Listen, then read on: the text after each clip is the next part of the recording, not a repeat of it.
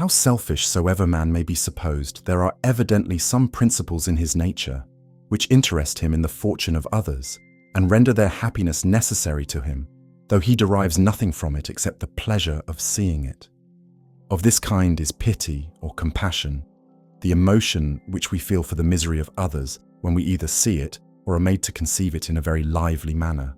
That we often derive sorrow from the sorrow of others is a matter of fact too obvious to require any instances to prove it, for this sentiment, like all the other original passions of human nature, is by no means confined to the virtuous and humane, though they perhaps may feel it with the most exquisite sensibility.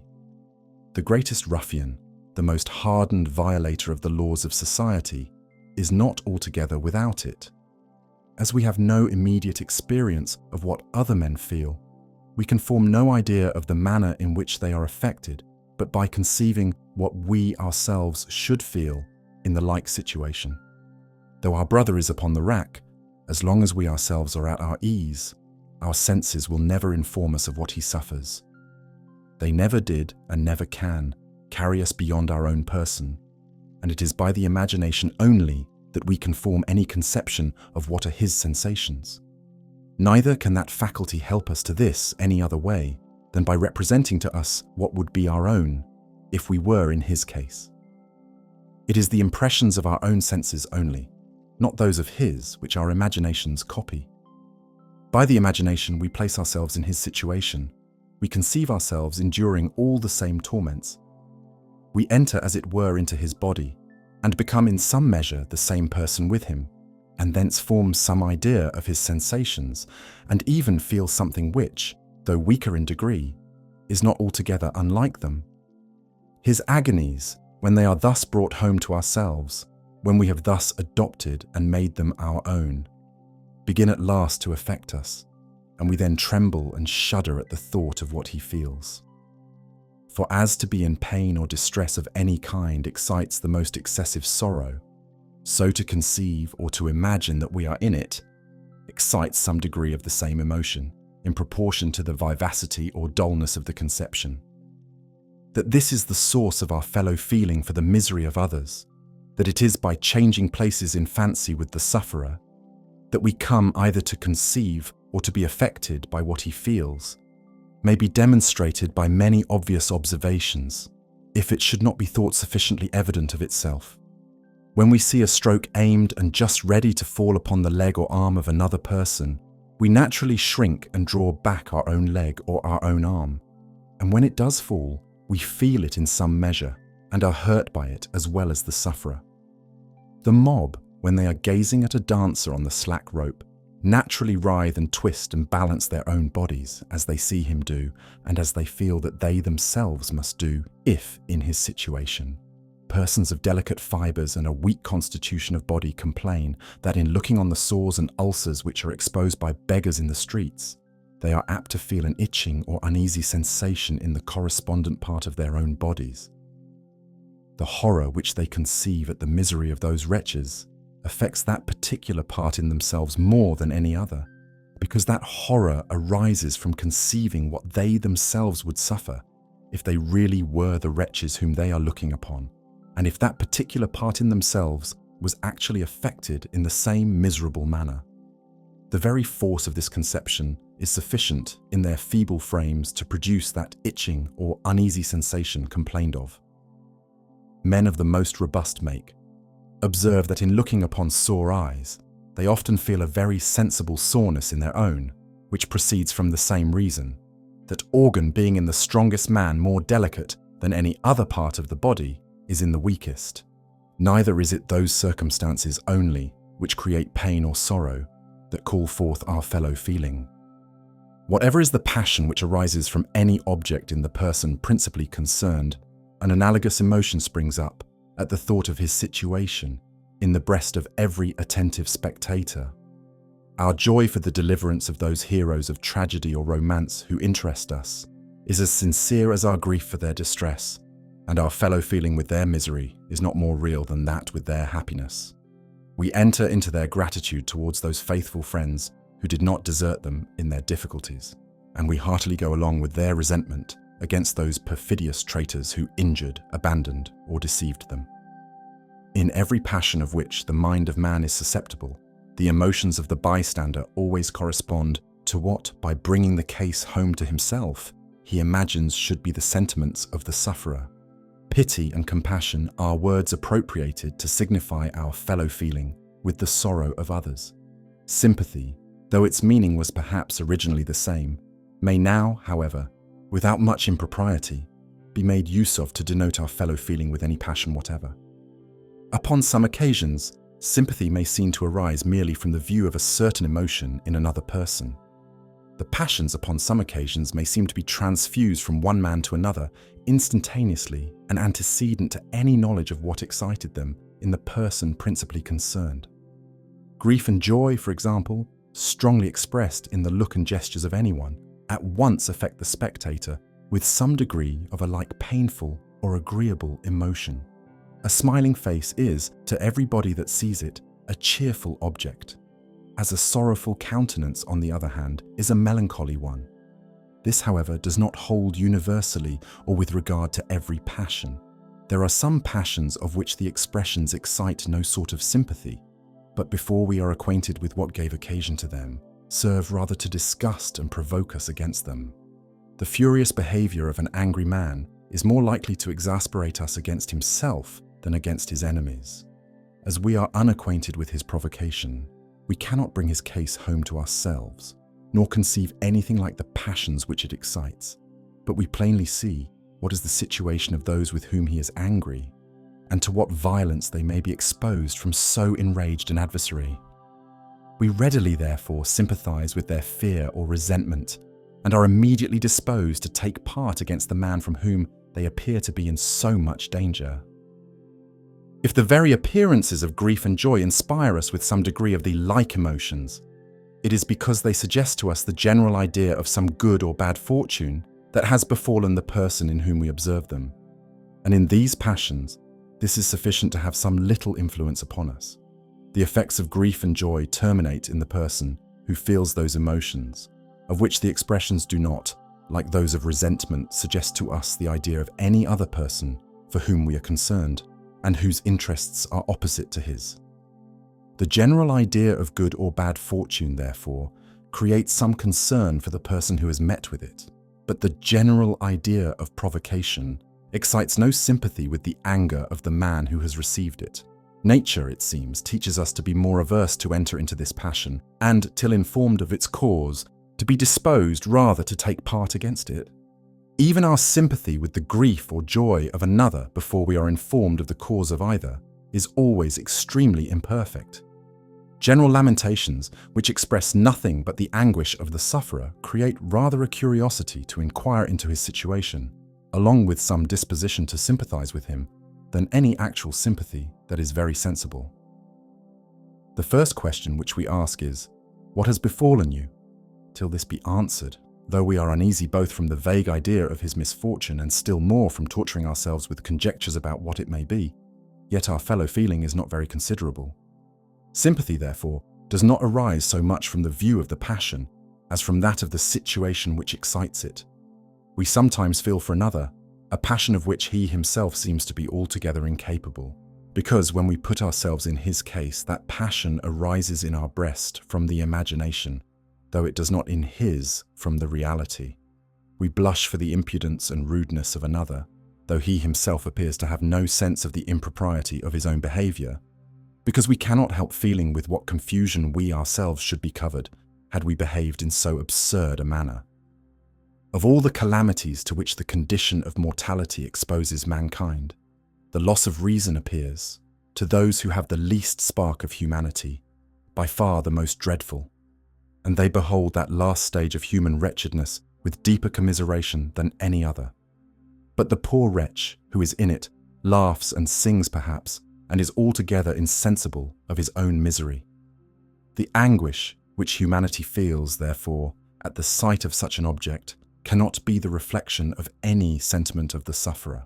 The compassion of the spectator must arise altogether from the consideration of what he himself would feel if he was reduced to the same unhappy situation, and what perhaps is impossible, was at the same time able to regard it with his present reason and judgment. What are the pangs of a mother when she hears the moanings of her infant that during the agony of disease cannot express what it feels?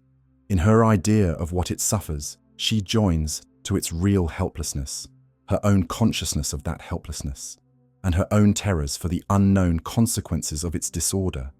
And out of all these, forms for her own sorrow the most complete image of misery and distress. The infant, however, feels only the uneasiness of the present instant, which can never be great. With regard to the future, it is perfectly secure, and in its thoughtlessness and want of foresight, possesses an antidote against fear and anxiety, the great tormentors of the human breast, from which reason and philosophy will, in vain, attempt to defend it when it grows up to a man. We sympathize even with the dead, and overlooking what is of real importance in their situation, that awful futurity which awaits them, we are chiefly affected by those circumstances which strike our senses, but can have no influence upon their happiness. It is miserable, we think, to be deprived of the light of the sun, to be shut out from life and conversation, to be laid in the cold grave, a prey to corruption and the reptiles of the earth, to be no more thought of in this world, but to be obliterated in a little time from the affections and almost from the memory of their dearest friends and relations.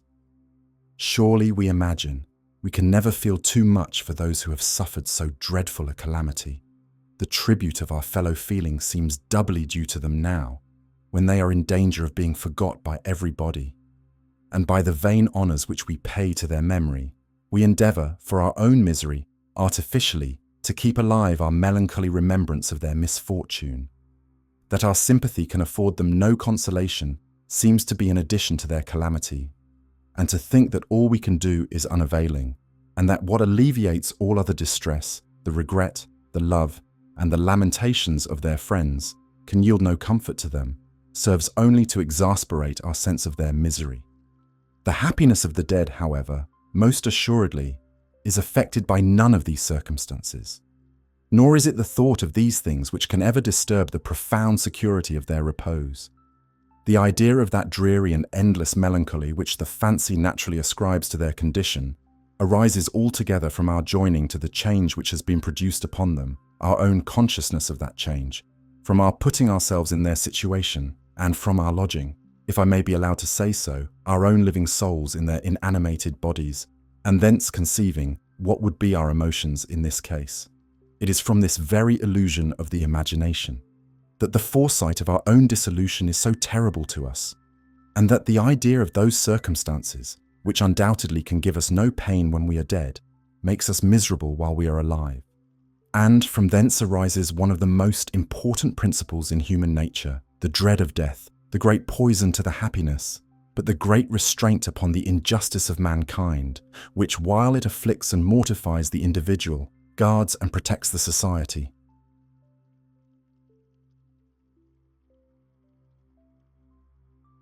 But whatever may be the cause of sympathy, or however it may be excited, nothing pleases us more than to observe in other men a fellow feeling with all the emotions of our own breast. Nor are we ever so much shocked as by the appearance of the contrary. Those who are fond of deducing all our sentiments from certain refinements of self-love think themselves at no loss to account, according to their own principles, both for this pleasure and this pain. Man, say they, conscious of his own weakness and of the need which he has for the assistance of others, rejoices whenever he observes that they adopt his own passions, because he is then assured of that assistance, and grieves whenever he observes the contrary, because he is then assured of their opposition. But both the pleasure and the pain are always felt so instantaneously, and often upon such frivolous occasions, that it seems evident that neither of them can be derived from any such self-interested consideration. A man is mortified when, after having endeavoured to divert the company, he looks round and sees that nobody laughs at his jests but himself. On the contrary, the mirth of the company is highly agreeable to him, and he regards this correspondence of their sentiments with his own as the greatest applause. Neither does his pleasure seem to arise altogether from the additional vivacity which his mirth may receive from sympathy with theirs, nor his pain from the disappointment he meets with when he misses this pleasure, though both the one and the other no doubt do in some measure. When we have read a book or poem so often that we can no longer find any amusement in reading it by ourselves, we can still take pleasure in reading it to a companion. To him, it has all the graces of novelty. We enter into the surprise and admiration which it naturally excites in him, but which it is no longer capable of exciting in us. We consider all the ideas which it presents rather in the light in which they appear to him than in that in which they appear to ourselves, and we are amused by sympathy with his amusement, which thus enlivens our own. On the contrary, we should be vexed if he did not seem to be entertained with it, and we could no longer take any pleasure in reading it to him. It is the same case here. The mirth of the company, no doubt, enlivens our own mirth, and their silence, no doubt, disappoints us.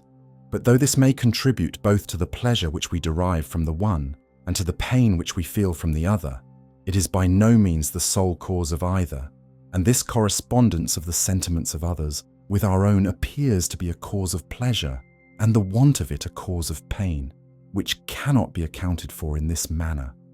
The sympathy which my friends express with my joy might indeed give me pleasure by enlivening that joy, but that which they express with my grief could give me none, if it served only to enliven that grief. Sympathy, however, enlivens joy and alleviates grief.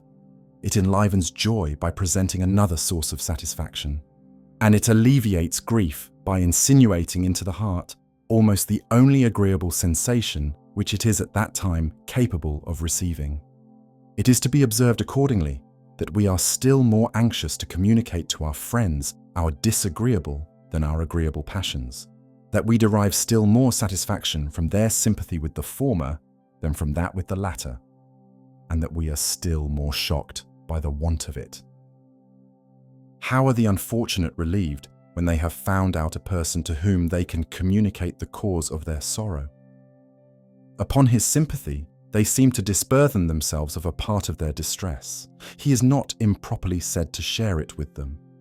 He not only feels a sorrow of the same kind with that which they feel, but as if he had derived a part of it to himself, what he feels seems to alleviate the weight of what they feel.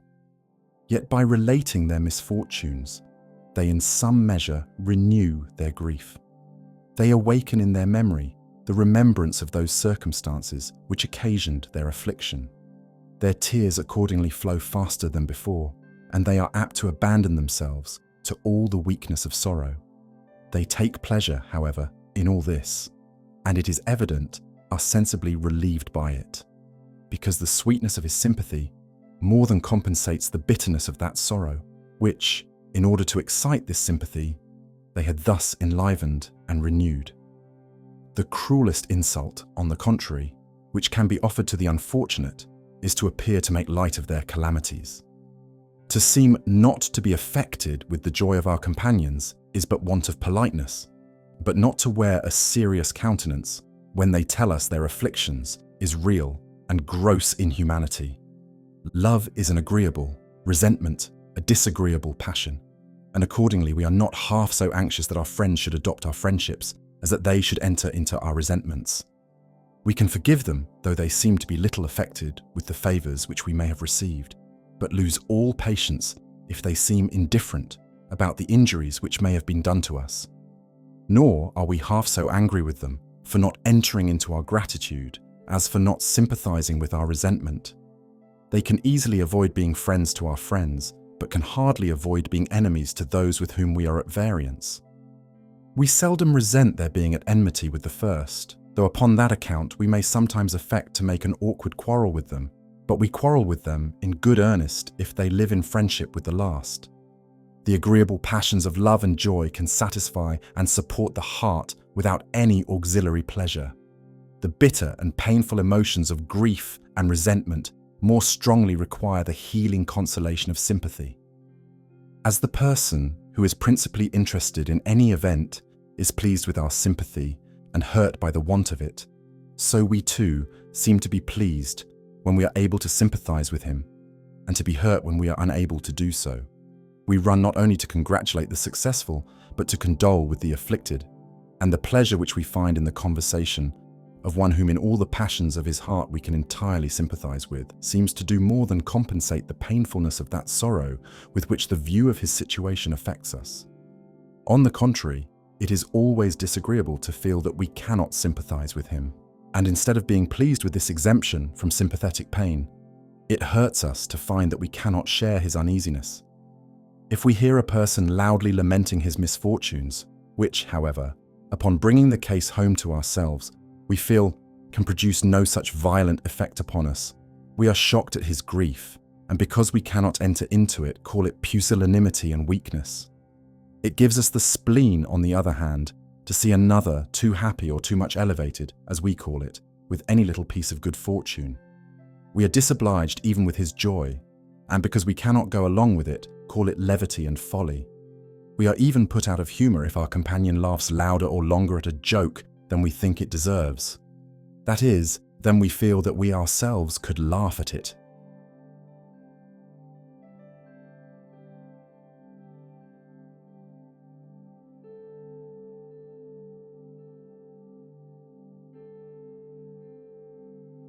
When the original passions of the person principally concerned are in perfect concord with the sympathetic emotions of the spectator, they necessarily appear to this last just and proper and suitable to their objects. And on the contrary, when upon bringing the case home to himself, he finds that they do not coincide with what he feels, they necessarily appear to him unjust and improper, and unsuitable to the causes which excite them. To approve of the passions of another, therefore, as suitable to their objects, is the same thing as to observe that we entirely sympathize with them, and not to approve of them as such is the same thing as to observe that we do not entirely sympathize with them. The man who resents the injuries that have been done to me and observes that I resent them precisely as he does, necessarily approves of my resentment. The man whose sympathy keeps time to my grief cannot but admit the reasonableness of my sorrow. He who admires the same poem or the same picture, and admires them exactly as I do, must surely allow the justness of my admiration. He who laughs at the same joke, and laughs along with me, cannot well deny the propriety of my laughter. On the contrary, the person who, upon these different occasions, either feels no such emotion as that which I feel, or feels none that bears any proportion to mine, cannot avoid disapproving my sentiments on account of their dissonance with his own. If my animosity goes beyond what the indignation of my friend can correspond to, if my grief exceeds what his most tender compassion can go along with, if my admiration is either too high or too low to tally with his own, if I laugh loud and heartily when he only smiles, or on the contrary, only smile when he laughs loud and heartily. In all these cases, as soon as he comes from considering the object, to observe how I am affected by it, according as there is more or less disproportion between his sentiments and mine, I must incur a greater or less degree of his disapprobation, and upon all occasions his own sentiments are the standards and measures by which he judges of mine. To approve of another man's opinions is to adopt those opinions, and to adopt them is to approve of them. If the same arguments which convince you convince me likewise, I necessarily approve of your conviction, and if they do not, I necessarily disapprove of it. Neither can I possibly conceive that I should do the one without the other. To approve or disapprove, therefore, of the opinions of others is acknowledged by everybody to mean no more than to observe their agreement or disagreement with our own. But this is equally the case with regard to our approbation or disapprobation of the sentiments or passions of others. There are indeed some cases in which we seem to approve without any sympathy or correspondence of sentiments, and in which, consequently, the sentiment of approbation would seem to be different from the perception of this coincidence. A little attention, however, will convince us that even in these cases, our approbation is ultimately founded upon a sympathy or correspondence of this kind. I shall give an instance in things of a very frivolous nature, because in them, the judgments of mankind are less apt to be perverted by wrong systems. We may often approve of a jest and think the laughter of the company quite just and proper, though we ourselves do not laugh, because perhaps we are in a grave humor, or happen to have our attention engaged with other objects. We have learned, however, from experience, what sort of pleasantry is upon most occasions capable of making us laugh, and we observe that this is one of that kind. We approve, therefore, of the laughter of the company and feel that it is natural and suitable to its object, because, though in our present mood we cannot easily enter into it, we are sensible that upon most occasions we should very heartily join in it. The same thing often happens with regard to all the other passions. A stranger passes by us in the street with all the marks of the deepest affliction, and we are immediately told that he has just received the news of the death of his father. It is impossible that in this case we should not approve of his grief.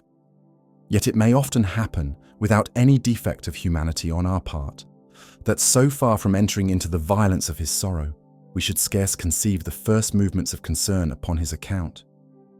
Both he and his father, perhaps, are entirely unknown to us, or we happen to be employed about other things and do not take time to picture out in our imagination the different circumstances of distress which must occur to him. We have learned, however, from experience, that such a misfortune naturally excites such a degree of sorrow, and we know that if we took time to consider his situation fully and in all its parts, we should, without doubt, most sincerely sympathize with him. It is upon the consciousness of this conditional sympathy that our approbation of his sorrow is founded, even in those cases in which that sympathy does not actually take place, and the general rules derived from our preceding experience of what our sentiments would commonly correspond with correct upon this, as upon many other occasions, the impropriety of our present emotions.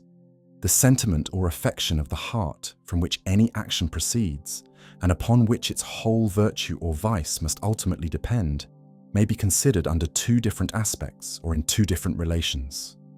First, in relation to the cause which excites it, or the motive which gives occasion to it, and secondly, in relation to the end which it proposes, or the effect which it tends to produce.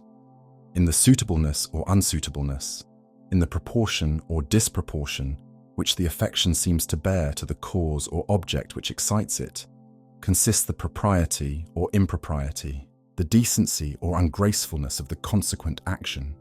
In the beneficial or hurtful nature of the effects which the affection aims at or tends to produce, consists the merit or demerit of the action, the qualities by which it is entitled to reward or is deserving of punishment.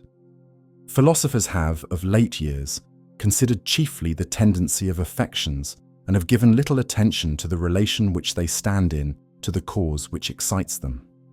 In common life, however, when we judge of any person's conduct and of the sentiments which directed it, we constantly consider them under both these aspects. When we blame in another man the excesses of love, of grief, of resentment, we not only consider the ruinous effects which they tend to produce, but the little occasion which was given for them. The merit of his favourite, we say, is not so great, his misfortune is not so dreadful, his provocation is not so extraordinary as to justify so violent a passion. We should have indulged, we say, perhaps have approved of the violence of his emotion, had the cause been in any respect proportioned to it. When we judge in this manner of any affection as proportioned or disproportioned to the cause which excites it, it is scarce possible that we should make use of any other rule or canon but the correspondent affection in ourselves. If, upon bringing the case home to our own breast, we find that the sentiments which it gives occasion to coincide and tally with our own, we necessarily approve of them as proportioned and suitable to their objects. If otherwise, we necessarily disapprove of them, as extravagant and out of proportion. Every faculty in one man is the measure by which he judges of the like faculty in another. I judge of your sight by my sight, of your ear by my ear, of your reason by my reason, of your resentment by my resentment, of your love by my love. I neither have nor can have any other way of judging about them.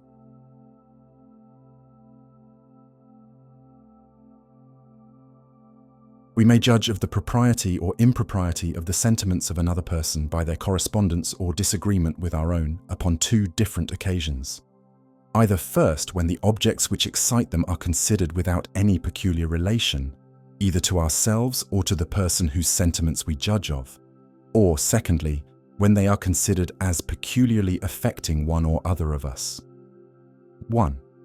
With regard to those objects which are considered without any peculiar relation either to ourselves or to the person whose sentiments we judge of, wherever his sentiments entirely correspond with our own, we ascribe to him the qualities of taste and good judgment, the beauty of a plain, the greatness of a mountain, the ornaments of a building, the expression of a picture, the composition of a discourse, the conduct of a third person, the proportions of different quantities and numbers, the various appearances which the great machine of the universe is perpetually exhibiting, with the secret wheels and springs which product them. All the general subjects of science and taste are what we and our companion regard as having no peculiar relation to either of us. We both look at them from the same point of view, and we have no occasion for sympathy or for that imaginary change of situations from which it arises, in order to produce, with regard to these, the most perfect harmony of sentiments and affections. If, notwithstanding, we are often differently affected, it arises either from the different degrees of attention, which our different habits of life allow us to give easily to the several parts of those complex objects, or from the different degrees of natural acuteness in the faculty of the mind to which they are addressed. When the sentiments of our companion coincide with our own in things of this kind, which are obvious and easy, and in which perhaps we never found a single person who differed from us, though we no doubt must approve of them, yet he seems to deserve no praise or admiration on account of them, but when they not only coincide with our own, but lead and direct our own. When informing them, he appears to have attended to many things which we had overlooked, and to have adjusted them to all the various circumstances of their objects. We not only approve of them, but wonder and are surprised at their uncommon and unexpected acuteness and comprehensiveness, and he appears to deserve a very high degree of admiration and applause. For approbation, heightened by wonder and surprise, constitutes the sentiment which is properly called admiration, and of which applause is the natural expression. The decision of the man who judges that exquisite beauty is preferable to the grossest deformity, or that twice two are equal to four, must certainly be approved of by all the world, but will not surely be much admired.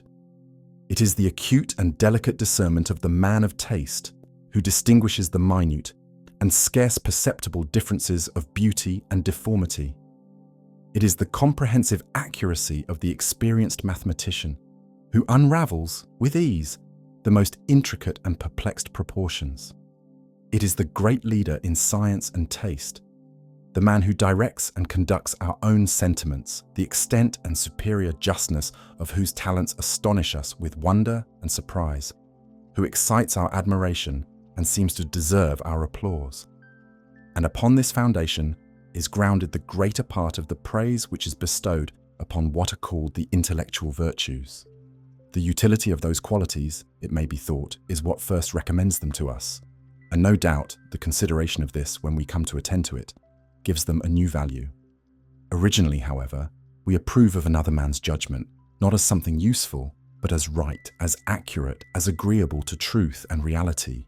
And it is evident we attribute those qualities to it for no other reason, but because we find that it agrees with our own.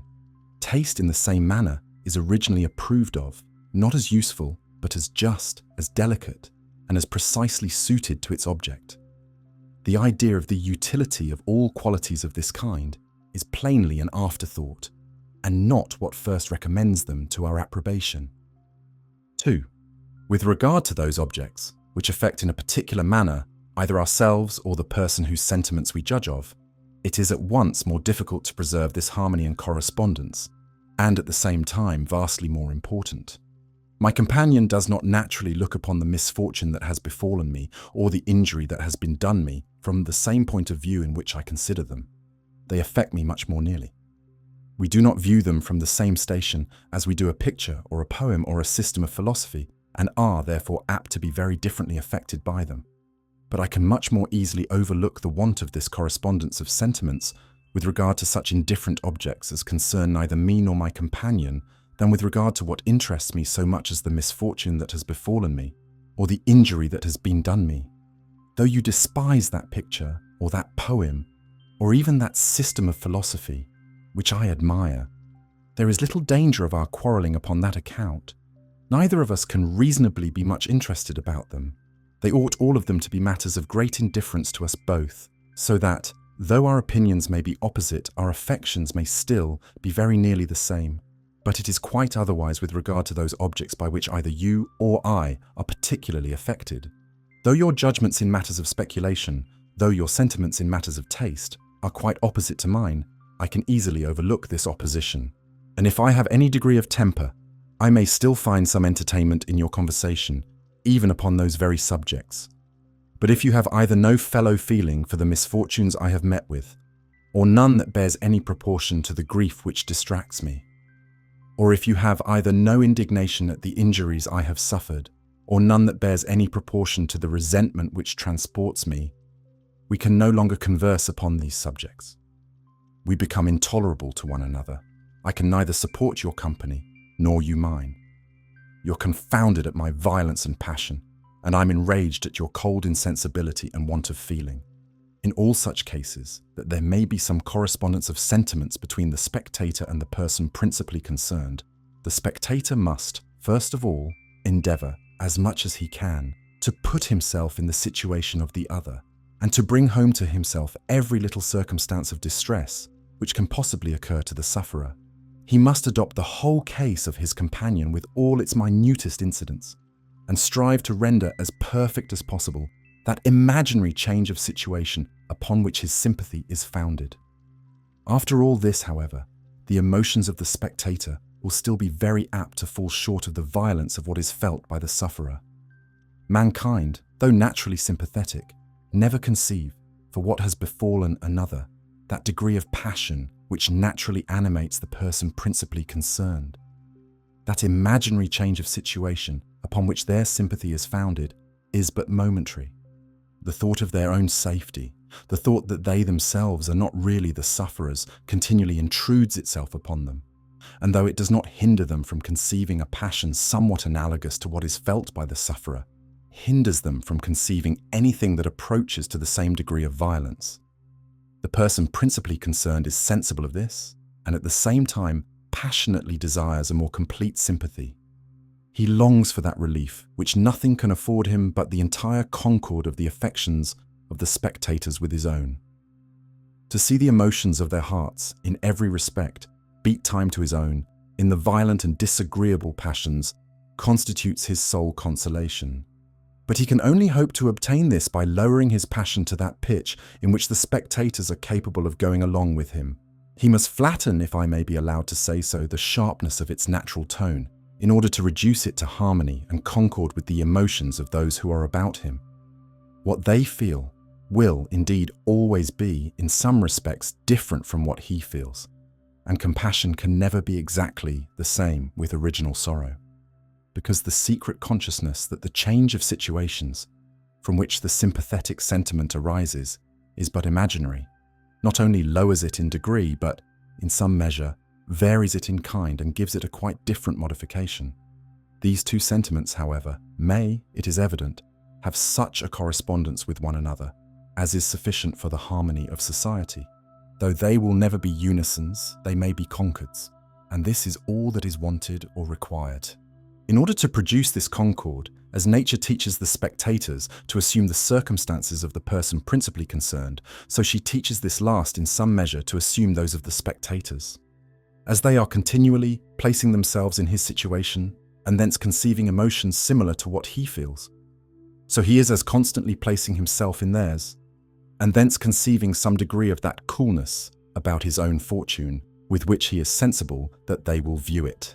As they are constantly considering what they themselves would feel if they actually were the sufferers, so he is as constantly led to imagine in what manner he would be affected if he was only one of the spectators of his own situation. As their sympathy makes them look at it, in some measure, with his eyes, so his sympathy makes him look at it, in some measure, with theirs, especially when in their presence and acting under their observation. And, as the reflected passion, which he thus conceives, is much weaker than the original one, it necessarily abates the violence of what he felt before he came into their presence, before he began to recollect in what manner they would be affected by it, and to view his situation in this candid and impartial light. The mind, therefore, is rarely so disturbed, but that the company of a friend will restore it to some degree of tranquility and sedateness. The breast is, in some measure, calmed and composed the moment we come into his presence. We are immediately put in mind of the light in which he will view our situation, and we begin to view it ourselves in the same light, for the effect of sympathy is instantaneous. We expect less sympathy from a common acquaintance than from a friend. We cannot open to the former all those little circumstances which we can unfold to the latter. We assume, therefore, more tranquility before him and endeavour to fix our thoughts upon those general outlines of our situation which he's willing to consider. We expect still less sympathy from an assembly of strangers, and we assume, therefore, still more tranquility before them, and always endeavour to bring down our passion to that pitch, which the particular company we are in may be expected to go along with. Nor is this only an assumed appearance, for if we are at all masters of ourselves, the presence of a mere acquaintance will really compose us, still more than that of a friend, and that of an assembly of strangers still more than that of an acquaintance. Society and conversation, therefore, are the most powerful remedies for restoring the mind to its tranquility, if at any time it has unfortunately lost it, as well as the best preservatives of that equal and happy temper, which is so necessary to self-satisfaction and enjoyment. Men of retirement and speculation, who are apt to sit brooding at home over either grief or resentment, though they may often have more humanity, more generosity, and a nicer sense of honour, yet seldom possess that equality of temper which is so common among men of the world.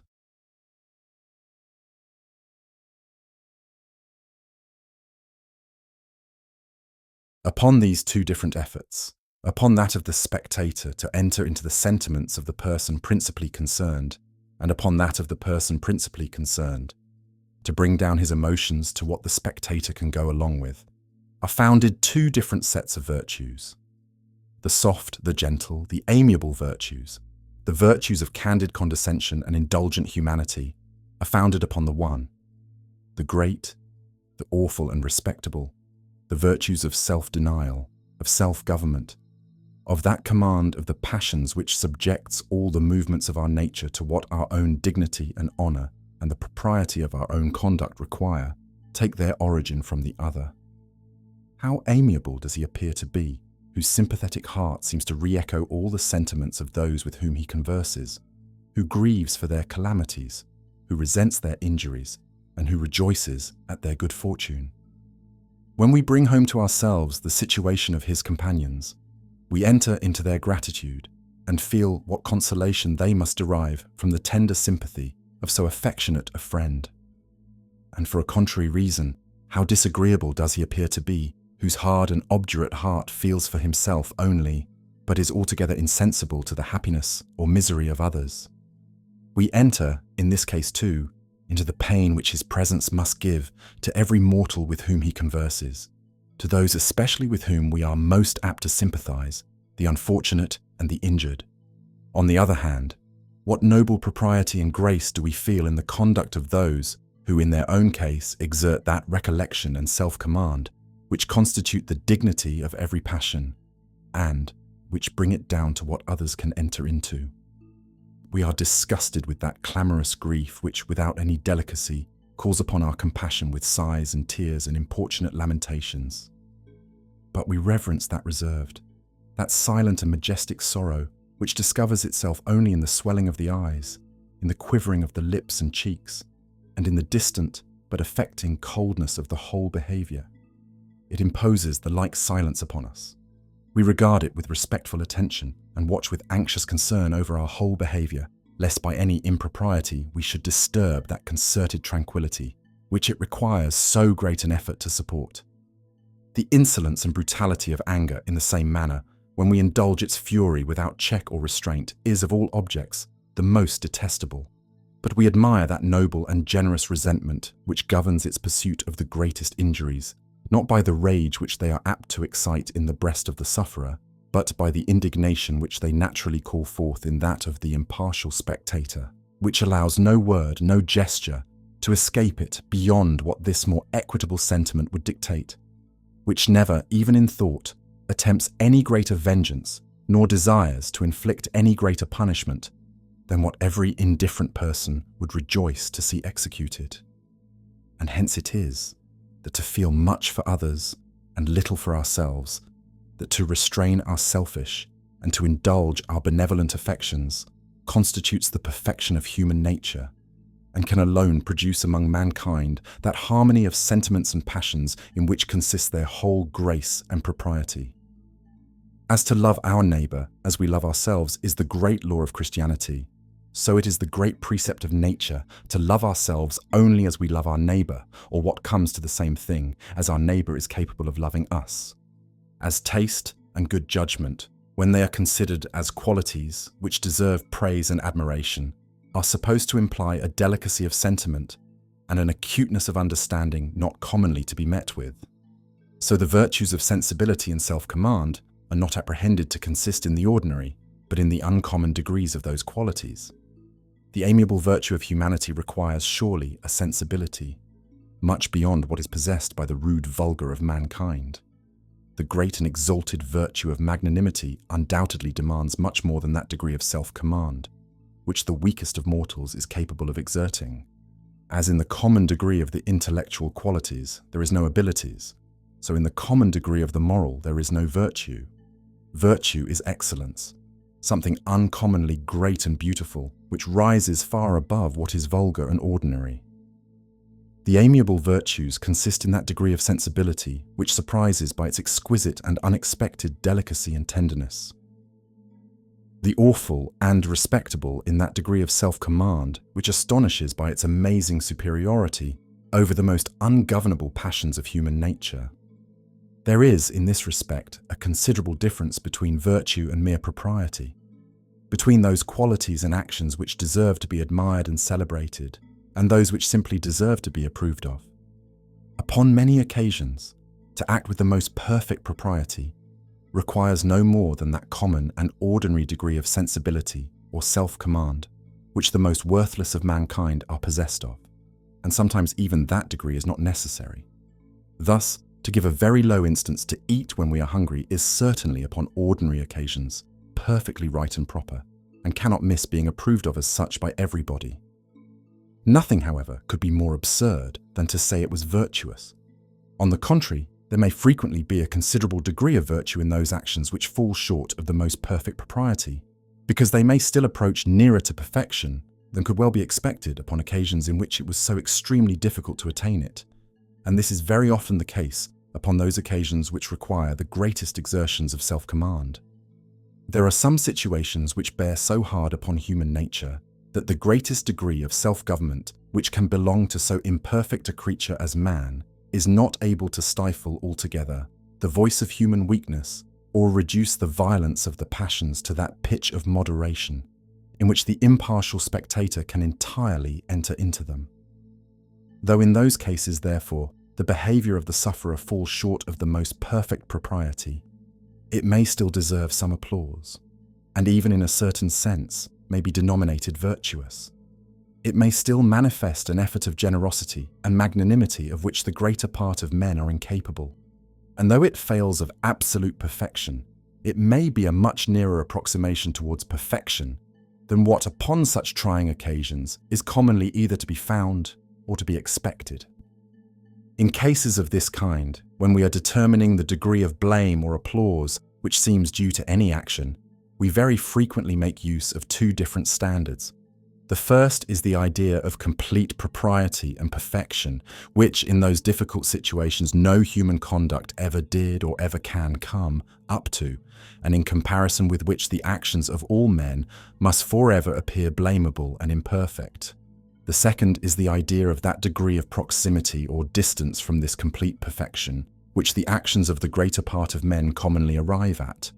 Whatever goes beyond this degree, how far soever it may be removed from absolute perfection, seems to deserve applause, and whatever falls short of it, to deserve blame. It is in the same manner that we judge of the productions of all the arts which address themselves to the imagination. When a critic examines the work of any of the great masters in poetry or painting, he may sometimes examine it by an idea of perfection in his own mind, which neither that nor any other human work will ever come up to. And as long as he compares it with this standard, he can see nothing in it but faults and imperfections.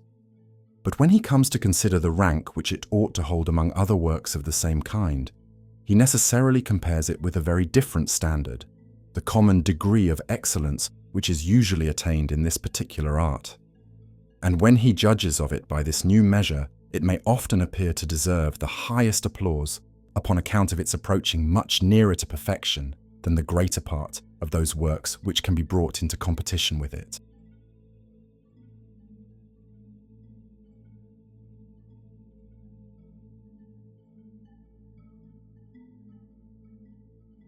The propriety of every passion excited by objects peculiarly related to ourselves, the pitch which the spectator can go along with, must lie, it is evident, in a certain mediocrity.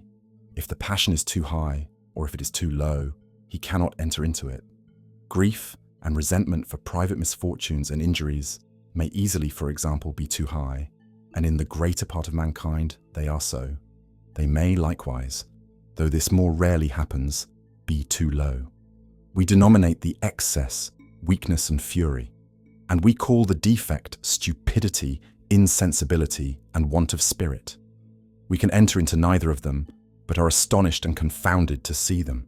This mediocrity, however, in which the point of propriety consists, is different in different passions. It is high in some and low in others.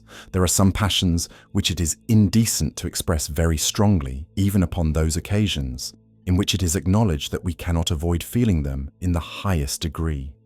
And there are others of which the strongest expressions are upon many occasions extremely graceful, even though the passions themselves do not, perhaps, arise so necessarily. The first are those passions with which, for certain reasons, there is little or no sympathy. The second are those with which, for other reasons, there is the greatest. And if we consider all the different passions of human nature, we shall find that they are regarded as decent or indecent, just in proportion as mankind are more or less disposed to sympathize with them.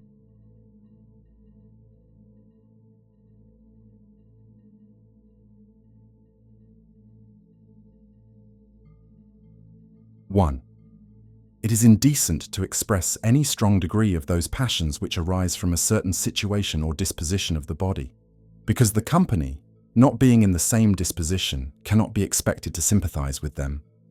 Violent hunger, for example, though upon many occasions not only natural but unavoidable, is always indecent, and to eat voraciously is universally regarded as a piece of ill manners.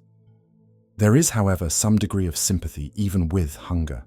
It is agreeable to see our companions eat with a good appetite, and all expressions of loathing are offensive. The disposition of body which is habitual to a man in health makes his stomach easily keep time, if I may be allowed so coarse an expression, with the one and not with the other. We can sympathize with the distress it in the which excessive hunger occasions when we read the description of journal of a siege or of a sea voyage. We imagine ourselves in the situation of the sufferers, and thence readily conceive the grief, the fear and consternation, which must necessarily distract them. We feel ourselves some degree of those passions and therefore sympathize with them. But as we do not grow hungry by reading the description, we cannot properly, even in this case, be said to sympathize with their hunger.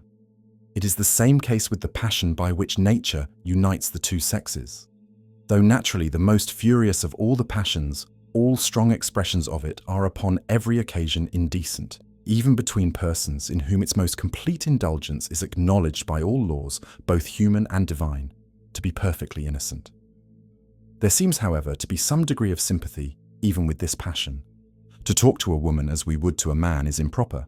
It is expected that their company should inspire us with more gaiety, more pleasantry, and more attention, and an entire insensibility to the fair sex renders a man contemptible in some measure even to the men. Such is our aversion for all the appetites, which take their origin from the body. All strong expressions of them are loathsome and disagreeable.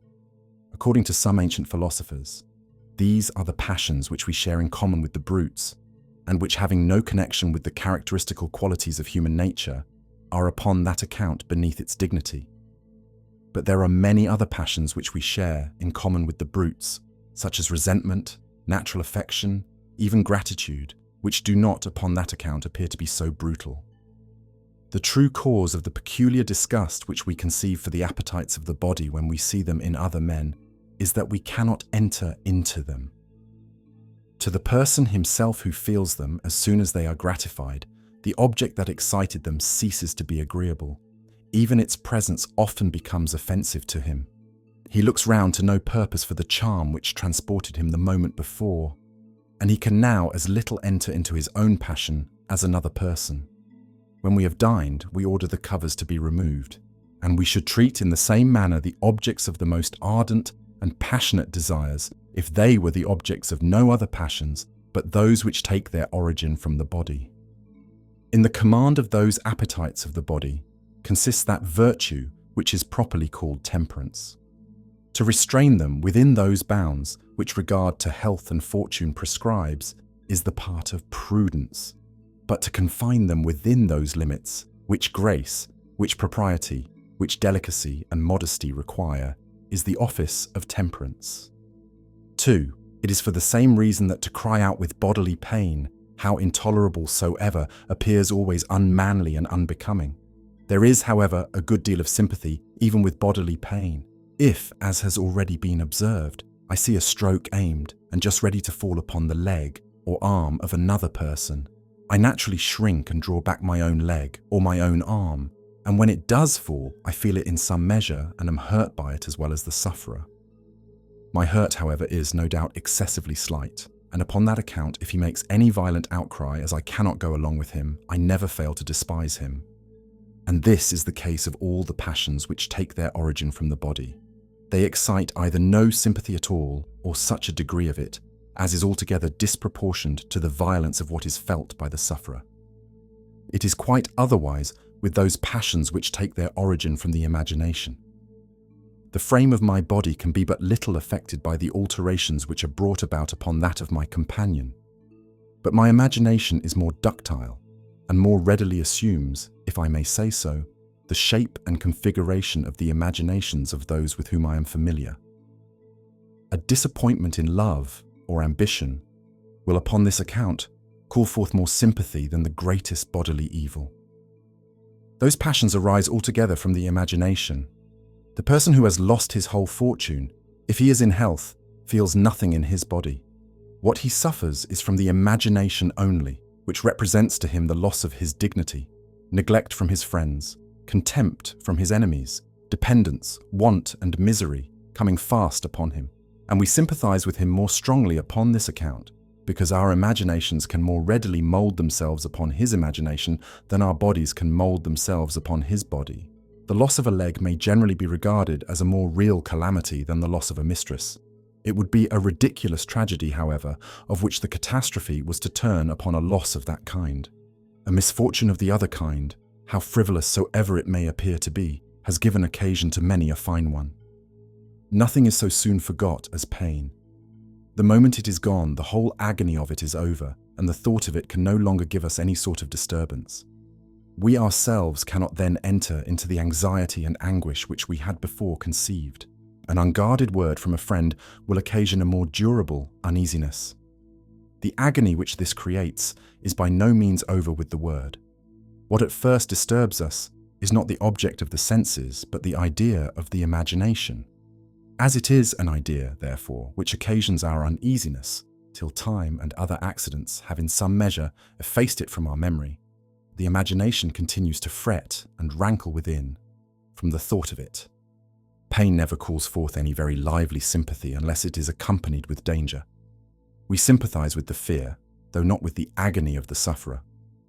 Fear, however, is a passion derived altogether from the imagination, which represents, with an uncertainty and fluctuation that increases our anxiety, not what we really feel, but what we may hereafter possibly suffer.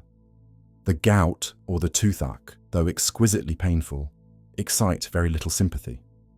More dangerous diseases, though accompanied with very little pain, excite the highest. Some people faint and grow sick at the sight of a chirurgical operation, and that bodily pain which is occasioned by tearing the flesh seems in them to excite the most excessive sympathy. We conceive in a much more lively and distinct manner the pain which proceeds from an external cause than we do that which arises from an internal disorder. I can scarce form an idea of the agonies of my neighbour when he is tortured with the gout or the stone, but I have the clearest conception of what he must suffer from an incision, a wound, or a fracture. The chief cause, however, why such objects produce such violent effects upon us, is their novelty.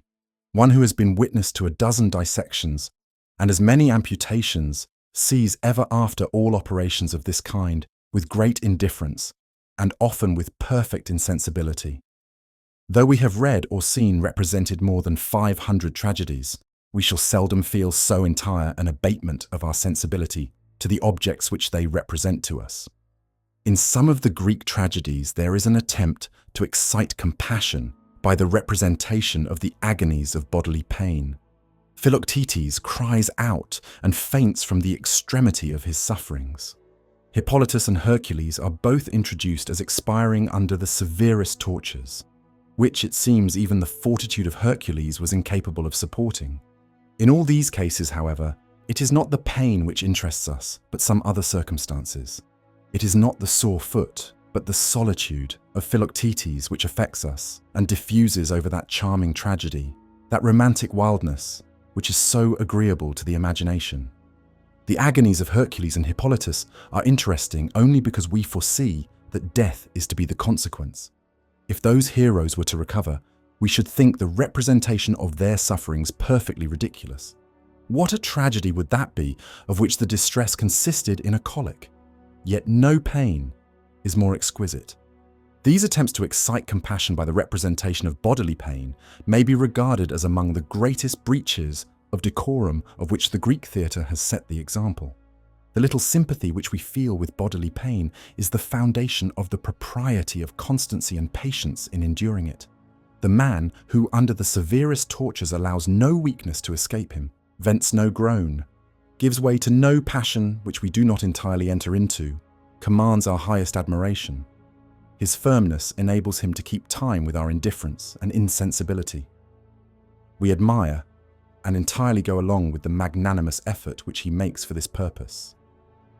We approve of his behavior, and from our experience of the common weakness of human nature, we are surprised and wonder how he should be able to act so as to deserve approbation.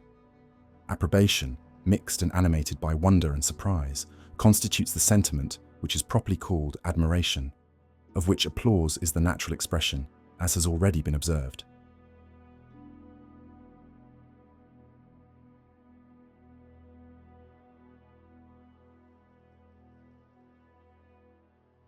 Even of the passions derived from the imagination, those which take their origin from a peculiar turn or habit it has acquired, though they may be acknowledged to be perfectly natural, are, however, but little sympathized with. The imaginations of mankind, not having acquired that particular turn, cannot enter into them, and such passions, though they may be allowed to be almost unavoidable in some part of life, are always, in some measure, ridiculous. This is the case with that strong attachment which naturally grows up between two persons of different sexes who have long fixed their thoughts upon one another. Our imagination not having run in the same channel with that of the lover, we cannot enter into the eagerness of his emotions. If our friend has been injured, we readily sympathize with his resentment and grow angry with the very person with whom he is angry. If he has received a benefit, we readily enter into his gratitude and have a very high sense of the merit of his benefactor. But if he is in love, though we may think his passion just as reasonable as any of the kind, yet we never think ourselves bound to conceive a passion of the same kind and for the same person for whom he has conceived it. The passion appears to everybody, but the man who feels it entirely disproportioned to the value of the object. And love, though it is pardoned in a certain age because we know it is natural, is always laughed at because we cannot enter into it. All serious and strong expressions of it appear ridiculous to a third person, and though a lover may be good company to his mistress, he is so to nobody else. He himself is sensible of this, and as long as he continues in his sober senses, endeavours to treat his own passion with raillery and ridicule. It is the only style in which we care to hear of it, because it is the only style in which we ourselves are disposed to talk of it. We grow weary of the grave, pedantic, and long-sentenced love of Cowley and Petrarca, who never have done with exaggerating the violence of their attachments. But the gaiety of Ovid and the gallantry of Horace are always agreeable. But though we feel no proper sympathy with an attachment of this kind, though we never approach even in imagination towards conceiving a passion for that particular person, yet as we either have conceived, or may be disposed to conceive, passions of the same kind, we readily enter into those high hopes of happiness which are proposed from its gratification, as well as into that exquisite distress which is feared from its disappointment.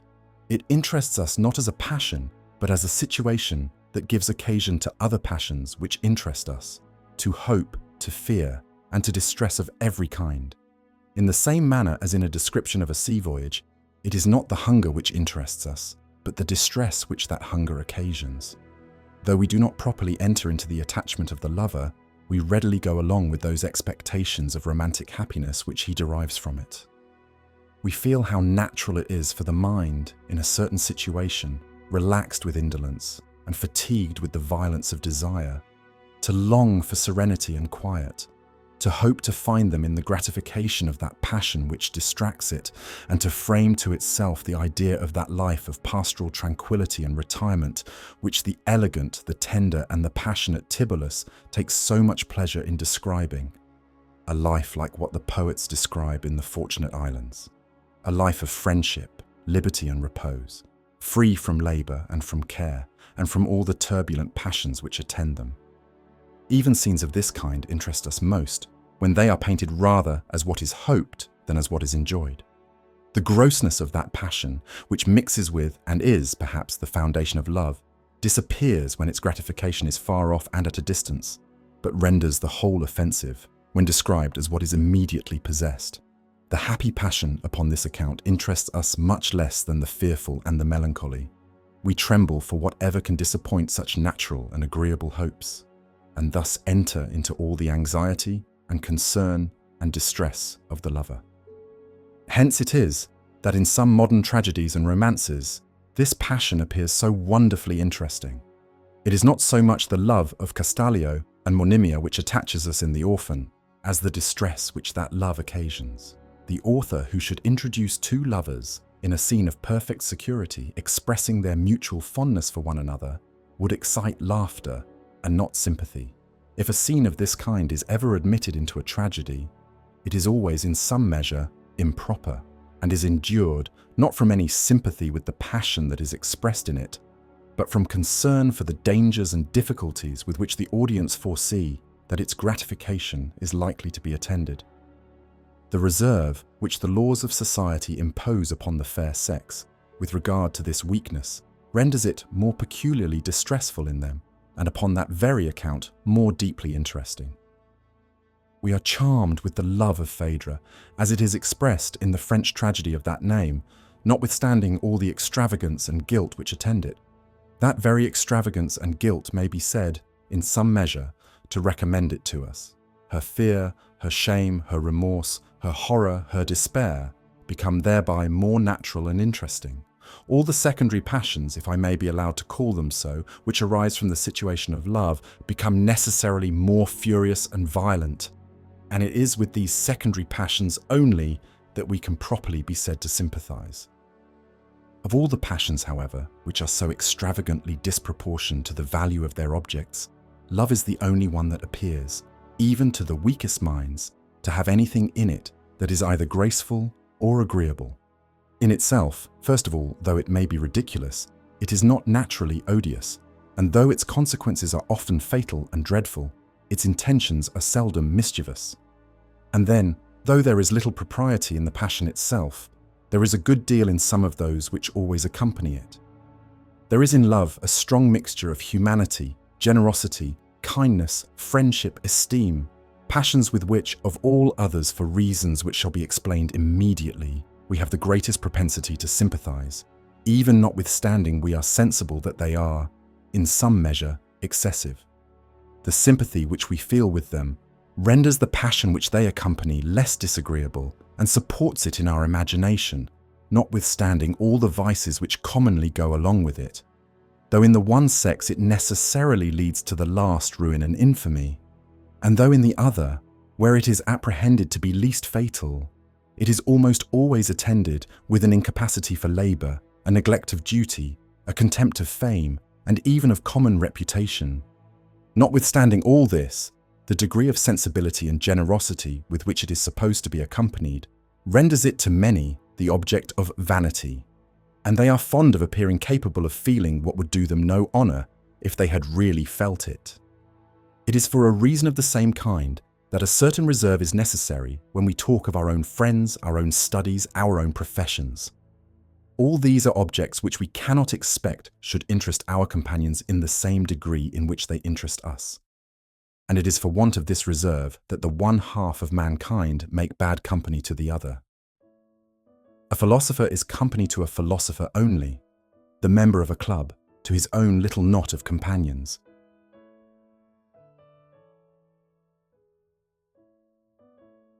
There is another set of passions which, though derived from the imagination, yet before we can enter into them or regard them as graceful or becoming, must always be brought down to a pitch much lower than that to which undisciplined nature would raise them.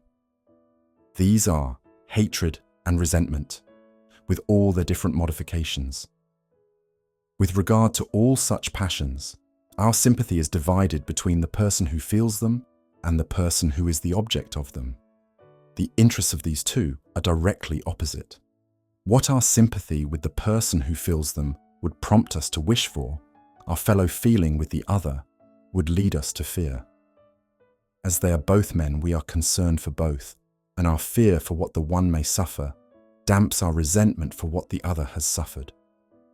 Our sympathy, therefore, with the man who has received the provocation necessarily falls short of the passion which naturally animates him, not only upon account of those general causes which render all sympathetic passions inferior to the original ones, but upon account of that particular cause which is peculiar to itself, our opposite sympathy with another person. Before resentment, therefore, can become graceful and agreeable, it must be more humbled and brought down below that pitch to which it would naturally rise than almost any other passion. Mankind, at the same time, have a very strong sense of the injuries that are done to another. The villain, in a tragedy or romance, is as much the object of our indignation as the hero is that of our sympathy and affection. We detest Iago as much as we esteem Othello, and delight as much in the punishment of the one as we are grieved at the distress of the other. But though mankind have so strong a fellow feeling with the injuries that are done to their brethren, they do not always resent them the more that the sufferer appears to resent them. Upon most occasions, the greater his patience, his mildness, his humanity, provided it does not appear that he wants spirit, or that fear was the motive of his forbearance, the higher their resentment against the person who injured him. The amiableness of the character exasperates their sense of the atrocity of the injury. Those passions, however, are regarded as necessary parts of the character of human nature. A person becomes contemptible who tamely sits still and submits to insults without attempting either to repel or to revenge them. We cannot enter into his indifference and insensibility. We call his behaviour mean-spiritedness, and are as really provoked by it as by the insolence of his adversary. Even the mob are enraged to see any man submit patiently to affronts and ill usage. They desire to see this insolence resented, and resented by the person who suffers from it. They cry to him with fury, to defend or to revenge himself. If his indignation rouses at last, they heartily applaud and sympathize with it. It enlivens their own indignation against his enemy, whom they rejoice to see him attack in his turn, and are as really gratified by his revenge, provided it is not immoderate, as if the injury had been done to themselves. But though the utility of those passions to the individual, by rendering it dangerous to insult or injure him, be acknowledged, and though their utility to the public, as the guardians of justice, and of the equality of its administration be not less considerable, as shall be shown hereafter, yet there is still something disagreeable in the passions themselves, which makes the appearance of them in other men the natural object of our aversion.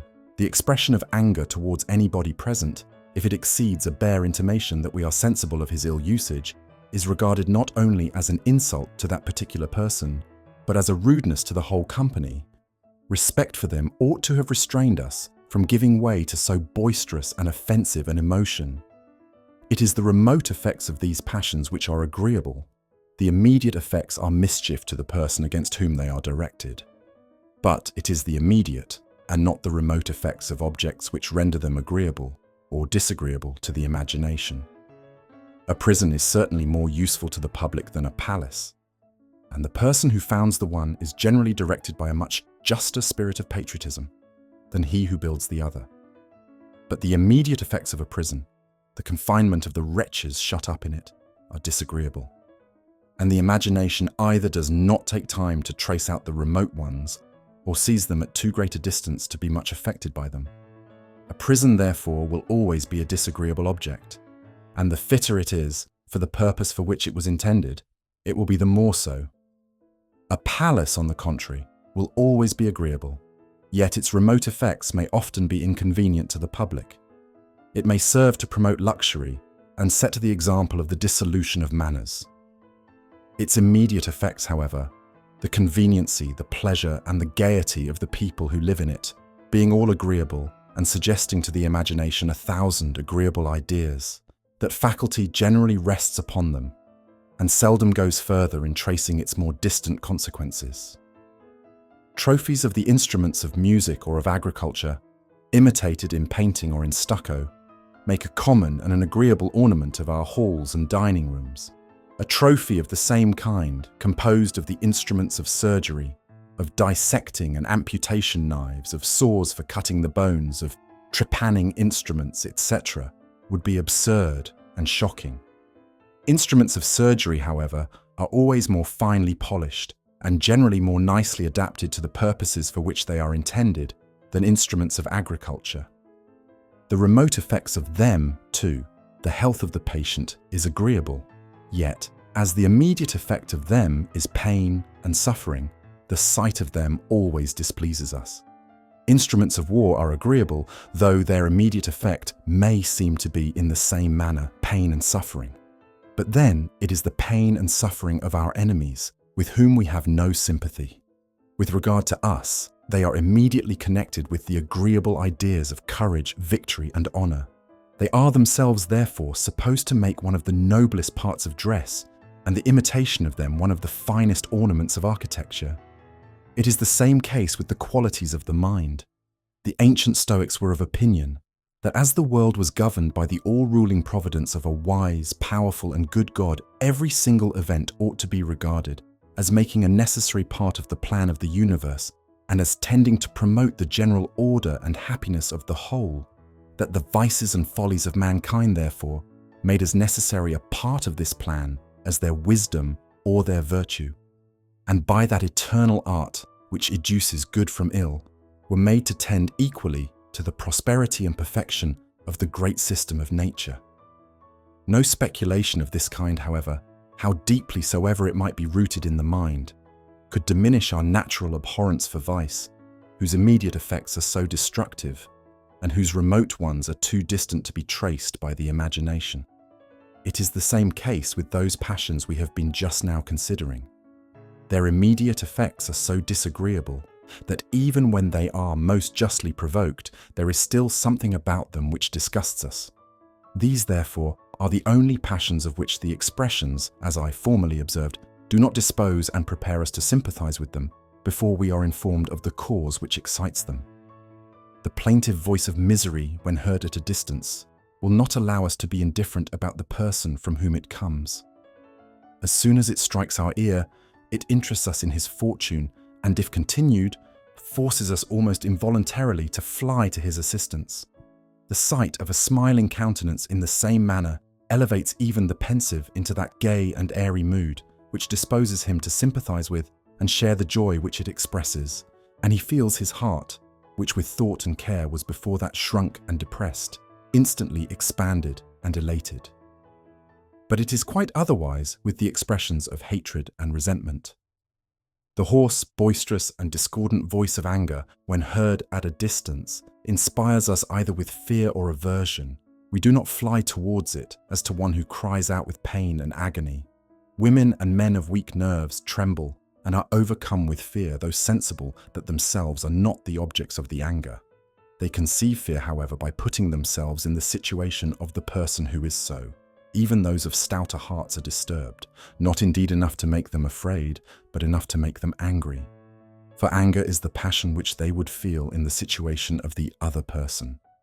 It is the same case with hatred. Mere expressions of spite inspire it against nobody, but the man who uses them. Both these passions are by nature the objects of our aversion. Their disagreeable and boisterous appearance never excites, never prepares, and often disturbs our sympathy. Grief does not more powerfully engage and attract us to the person in whom we observe it than these, while we are ignorant of their cause, disgust and detach us from him. It was, it seems, the intention of nature that those rougher and more unamiable emotions, which drive men from one another, should be less easily and more rarely communicated. When music imitates the modulations of grief or joy, it either actually inspires us with those passions, or at least puts us in the mood which disposes us to conceive them. But when it imitates the notes of anger, it inspires us with fear. Joy, grief, love, admiration, devotion are all of them passions which are naturally musical. Their natural tones are all soft, clear, and melodious, and they naturally express themselves in periods which are distinguished by regular pauses, and which upon that account are easily adapted to the regular returns of the correspondent airs of a tune. The voice of anger, on the contrary, and of all the passions which are akin to it, is harsh and discordant. Its periods, too, are all irregular, sometimes very long, and sometimes very short, and distinguished by no regular pauses. It is with difficulty, therefore, that music can imitate any of those passions, and the music which does imitate them is not the most agreeable. A whole entertainment may consist, without any impropriety, of the imitation of the social and agreeable passions. It would be a strange entertainment which consisted altogether of the imitations of hatred and resentment. If those passions are disagreeable to the spectator, they are not less so to the person who feels them. Hatred and anger are the greatest poison to the happiness of a good mind. There is, in the very feeling of those passions, something harsh, jarring, and convulsive, something that tears and distracts the breast, and is altogether destructive of that composure and tranquility of mind which is so necessary to happiness, and which is best promoted by the contrary passions of gratitude and love. It is not the value of what they lose by the perfidy and ingratitude of those they live with, which the generous and humane are most apt to regret. Whatever they may have lost, they can generally be very happy without it. What most disturbs them is the idea of perfidy and ingratitude exercised towards themselves, and the discordant and disagreeable passions which this excites constitute, in their own opinion, the chief part of the injury which they suffer. How many things are requisite to render the gratification of resentment completely agreeable, and to make the spectator thoroughly sympathize with our revenge? The provocation must first of all be such that we should become contemptible and be exposed to perpetual insults if we did not in some measure resent it. Smaller offences are always better neglected, nor is there anything more despicable than that froward and captious humour which takes fire upon every slight occasion of quarrel. We should resent more from a sense of the propriety of resentment, from a sense that mankind expect and require it of us, than because we feel in ourselves the furies of that disagreeable passion. There is no passion of which the human mind is capable, concerning whose justness we ought to be so doubtful, concerning whose indulgence we ought so carefully to consult our natural sense of propriety, or so diligently to consider what will be the sentiments of the cool and impartial spectator. Magnanimity, or a regard to maintain our own rank and dignity in society, is the only motive which can ennoble the expressions of this disagreeable passion. This motive must characterize our whole style and deportment. These must be plain, open, and direct, determined without positiveness, and elevated without insolence, not only free from petulance and low scurrility, but generous, candid, and full of all proper regards, even for the person who has offended us. It must appear, in short, from our whole manner, without our labouring affectedly to express it, that passion has not extinguished our humanity, and that if we yield to the dictates of revenge, it is with reluctance, from necessity, and in consequence of great and repeated provocations. When resentment is guarded and qualified in this manner, it may be admitted to be even generous and noble.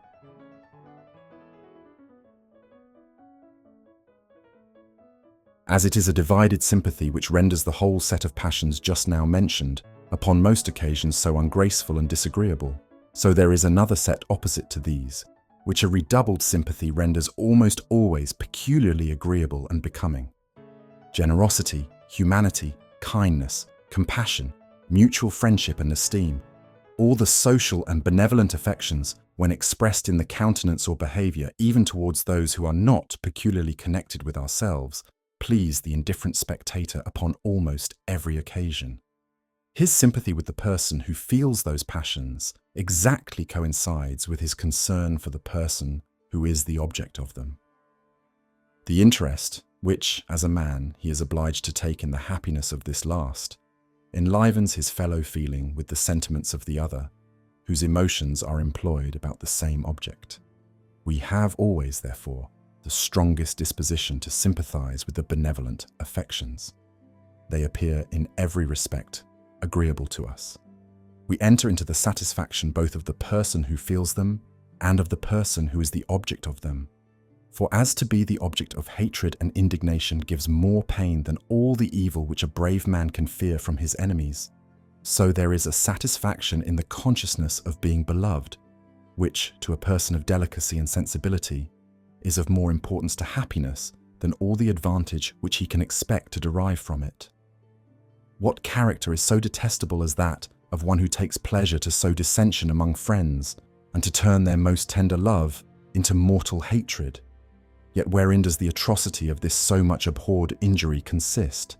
Is it in depriving them of the frivolous good offices which, had their friendship continued, they might have expected from one another? It is in depriving them of that friendship itself, in robbing them of each other's affections, from which both derived so much satisfaction. It is in disturbing the harmony of their hearts, and putting an end to that happy commerce which had before subsisted between them. These affections, that harmony, this commerce are felt not only by the tender and the delicate, but by the rudest vulgar of mankind, to be of more importance to happiness than all the little services which could be expected to flow from them. The sentiment of love is, in itself, agreeable to the person who feels it. It soothes and composes the breast, seems to favour the vital motions, and to promote the healthful state of the human constitution. And it is rendered still more delightful by the consciousness of the gratitude and satisfaction which it must excite in him who is the object of it. Their mutual regard renders them happy in one another, and sympathy, with this mutual regard, makes them agreeable to every other person. With what pleasure do we look upon a family, through the whole of which reign mutual love and esteem, where the parents and children are companions for one another, without any other difference than what is made by respectful affection on the one side and kind indulgence on the other. Where freedom and fondness, mutual raillery and mutual kindness show that no opposition of interest divides the brothers, nor any rivalship of favour sets the sisters at variance, and where everything presents us with the idea of peace, cheerfulness, harmony and contentment. On the contrary, how uneasy are we made when we go into a house in which jarring contention sets one half of those who dwell in it against the other, where amidst affected smoothness and complacence, suspicious looks and sudden starts of passion betray the mutual jealousies which burn within them, and which are every moment ready to burst out through all the restraints which the presence of the company imposes. Those amiable passions, even when they are acknowledged to be excessive, are never regarded with aversion. There is something agreeable even in the weakness of friendship and humanity. The too tender mother, the too indulgent father, the too generous and affectionate friend, may sometimes, perhaps on account of the softness of their natures, be looked upon with a species of pity, in which, however, there is a mixture of love, but can never be regarded with hatred and aversion, nor even with contempt, unless by the most brutal and worthless of mankind. It is always with concern, with sympathy and kindness, that we blame them for the extravagance of their attachment. There is a helplessness in the character of extreme humanity, which more than anything interests our pity. There is nothing in itself which renders it either ungraceful or disagreeable. We only regret that it is unfit for the world because the world is unworthy of it, and because it must expose the person who is endowed with it as a prey to the perfidy and ingratitude of insinuating falsehood, and to 1,000 pains and uneasinesses, which of all men he the least deserves to feel, and which generally too he is, of all men, the least capable of supporting. It is quite otherwise with hatred and resentment. Too violent a propensity to those detestable passions renders a person the object of universal dread and abhorrence who, like a wild beast, ought, we think, to be hunted out of all civil society.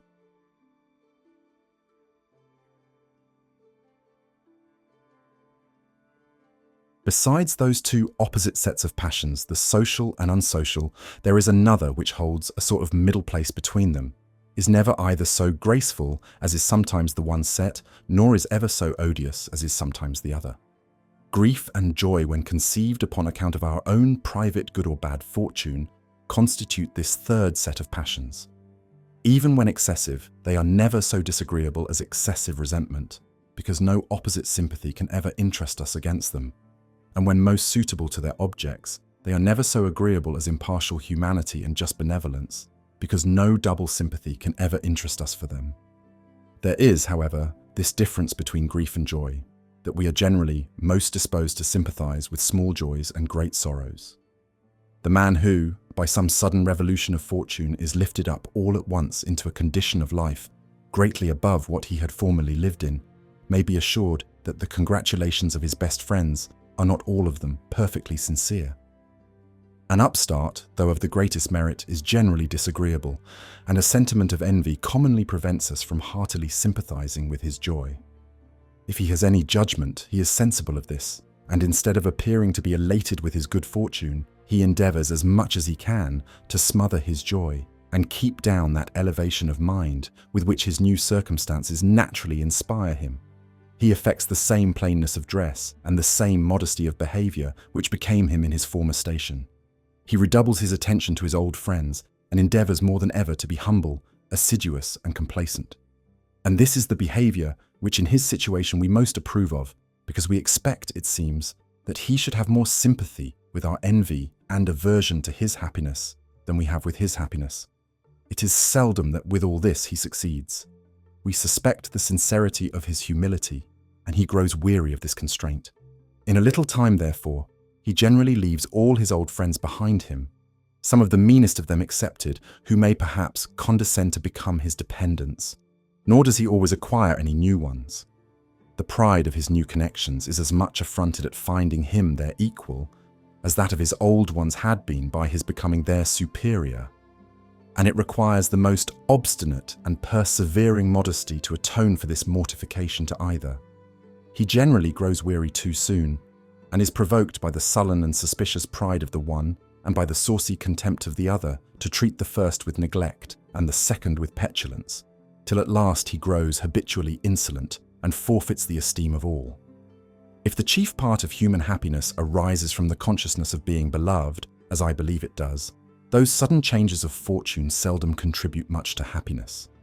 He is happiest who advances more gradually to greatness, whom the public destines to every step of his preferment long before he arrives at it, in whom, upon that account when it comes, it can excite no extravagant joy, and with regard to whom it cannot reasonably create either any jealousy in those he overtakes, or any envy in those he leaves behind. Mankind, however, more readily sympathize with those smaller joys which flow from less important causes.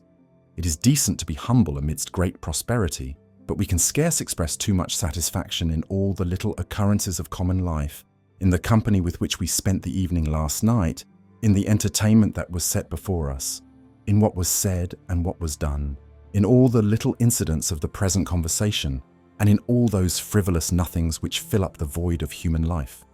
Nothing is more graceful than habitual cheerfulness, which is always founded upon a peculiar relish for all the little pleasures which common occurrences afford. We readily sympathize with it. It inspires us with the same joy, and makes every trifle turn up to us in the same agreeable aspect in which it presents itself to the person endowed with this happy disposition. Hence it is that youth, the season of gaiety, so easily engages our affections. that propensity to joy which seems even to animate the bloom and to sparkle from the eyes of youth and beauty, though in a person of the same sex, exalts even the aged to a more joyous mood than ordinary. They forget, for a time, their infirmities and abandon themselves to those agreeable ideas and emotions to which they have long been strangers, but which, when the presence of so much happiness recalls them to their breast, take their place there like old acquaintance, from whom they are sorry to have ever been parted, and whom they embrace more heartily upon account of this long separation. It is quite otherwise with grief. Small vexations excite no sympathy, but deep affliction calls forth the greatest.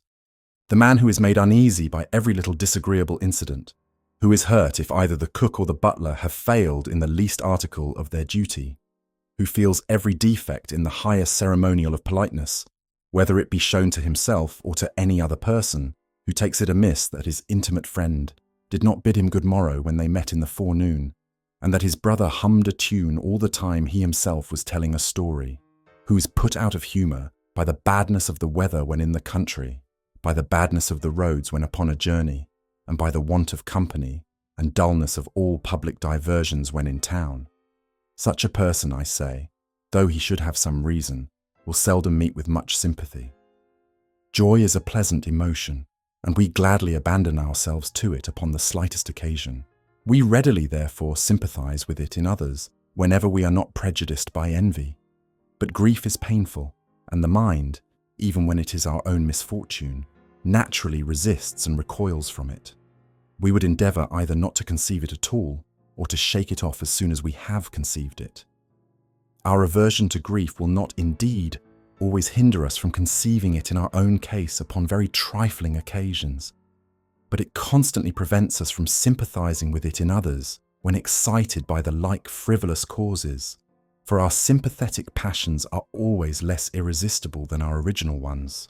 There is besides a malice in mankind, which not only prevents all sympathy with little uneasinesses, but renders them in some measure diverting. Hence the delight which we all take in raillery, and in the small vexation which we observe in our companion, when he is pushed and urged and teased upon all sides. Men of the most ordinary good breeding dissemble the pain which any little incident may give them, and those who are more thoroughly formed to society turn of their own accord all such incidents into raillery, as they know their companions will do for them. The habit which a man, who lives in the world, has acquired of considering how everything that concerns himself will appear to others, makes those frivolous calamities turn up in the same ridiculous light to him, in which he knows they will certainly be considered by them. Our sympathy, on the contrary, with deep distress is very strong and very sincere. It is unnecessary to give an instance. We weep even at the feigned representation of a tragedy. If you labour, therefore, under any signal calamity, if by some extraordinary misfortune you are fallen into poverty, into diseases, into disgrace and disappointment, even though your own fault may have been, in part, the occasion, yet you may generally depend upon the sincerest sympathy of all your friends, and, as far as interest and honour will permit, upon their kindest assistance too. But if your misfortune is not of this dreadful kind, if you have only been a little balked in your ambition, if you have only been jilted by your mistress, or are only henpecked by your wife, lay your account with the raillery of all your acquaintance.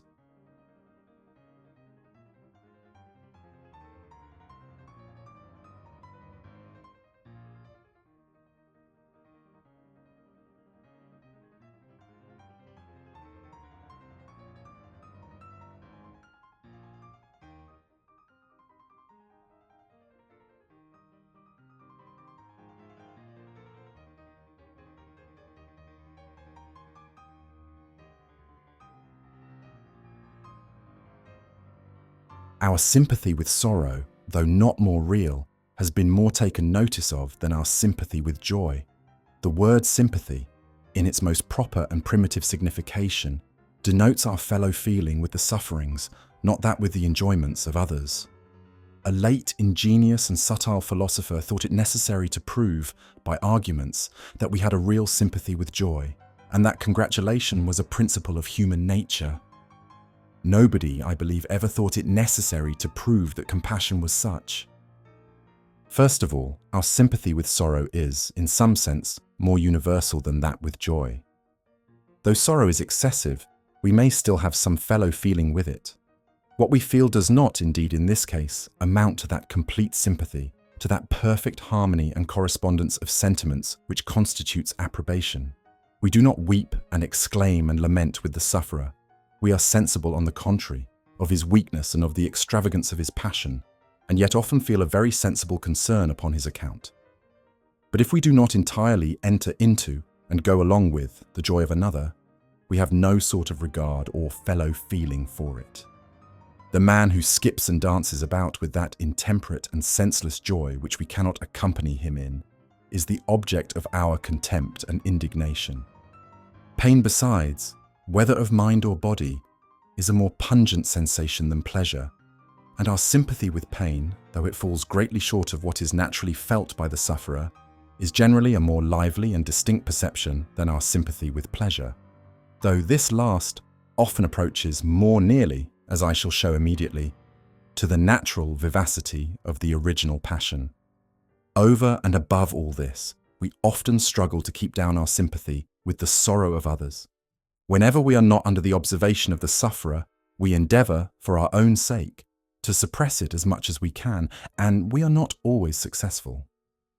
The opposition which we make to it, and the reluctance with which we yield to it, necessarily oblige us to take more particular notice of it. But we never have occasion to make this opposition to our sympathy with joy. If there is any envy in the case, we never feel the least propensity towards it, and if there is none, we give way to it without any reluctance. On the contrary, as we are always ashamed of our own envy, we often pretend and sometimes really wish to sympathize with the joy of others, when by that disagreeable sentiment we are disqualified from doing so. We are glad, we say, on account of our neighbor's good fortune, when in our hearts perhaps we are really sorry.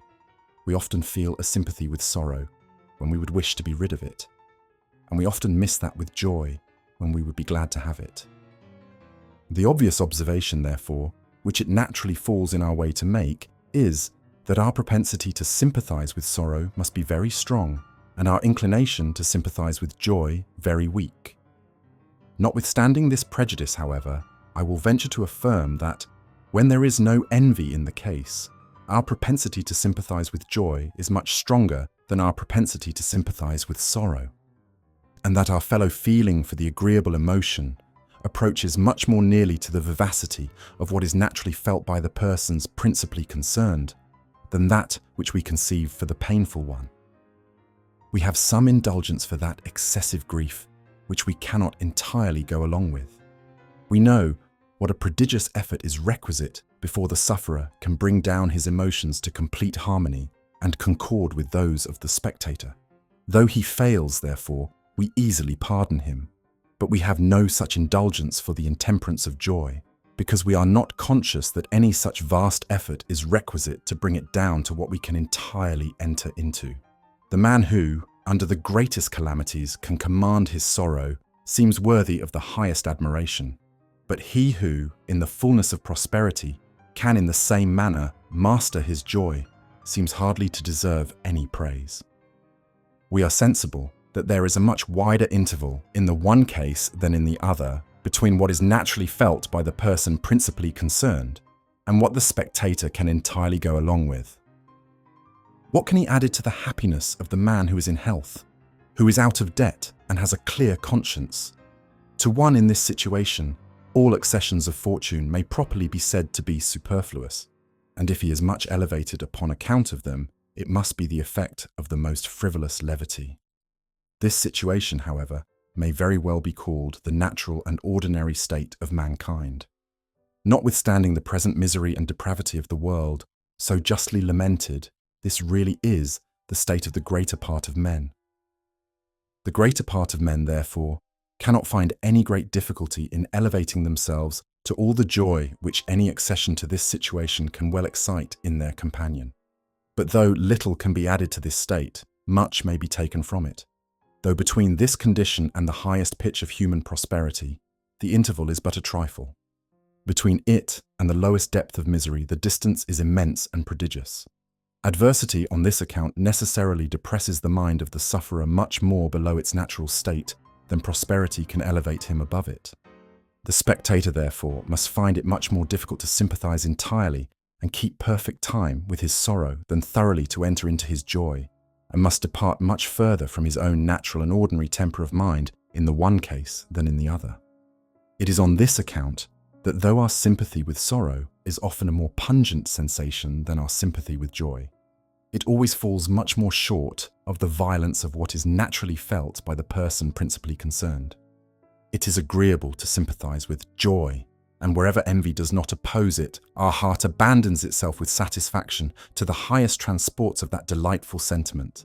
But it is painful to go along with grief, and we always enter into it with reluctance. When we attend to the representation of a tragedy, we struggle against that sympathetic sorrow which the entertainment inspires as long as we can, and we give way to it at last only when we can no longer avoid it. We even then endeavour to cover our concern from the company. If we shed any tears, we carefully conceal them and are afraid lest the spectators, not entering into this excessive tenderness, should regard it as effeminacy and weakness. The wretch whose misfortunes call upon our compassion feels with what reluctance we are likely to enter into his sorrow, and therefore proposes his grief to us with fear and hesitation. He even smothers the half of it, and is ashamed, upon account of this hard-heartedness of mankind, to give vent to the fullness of his affliction. It is otherwise with the man who riots in joy and success. Wherever envy does not interest us against him, he expects our completest sympathy. He does not fear, therefore, to announce himself with shouts of exultation in full confidence that we are heartily disposed to go along with him.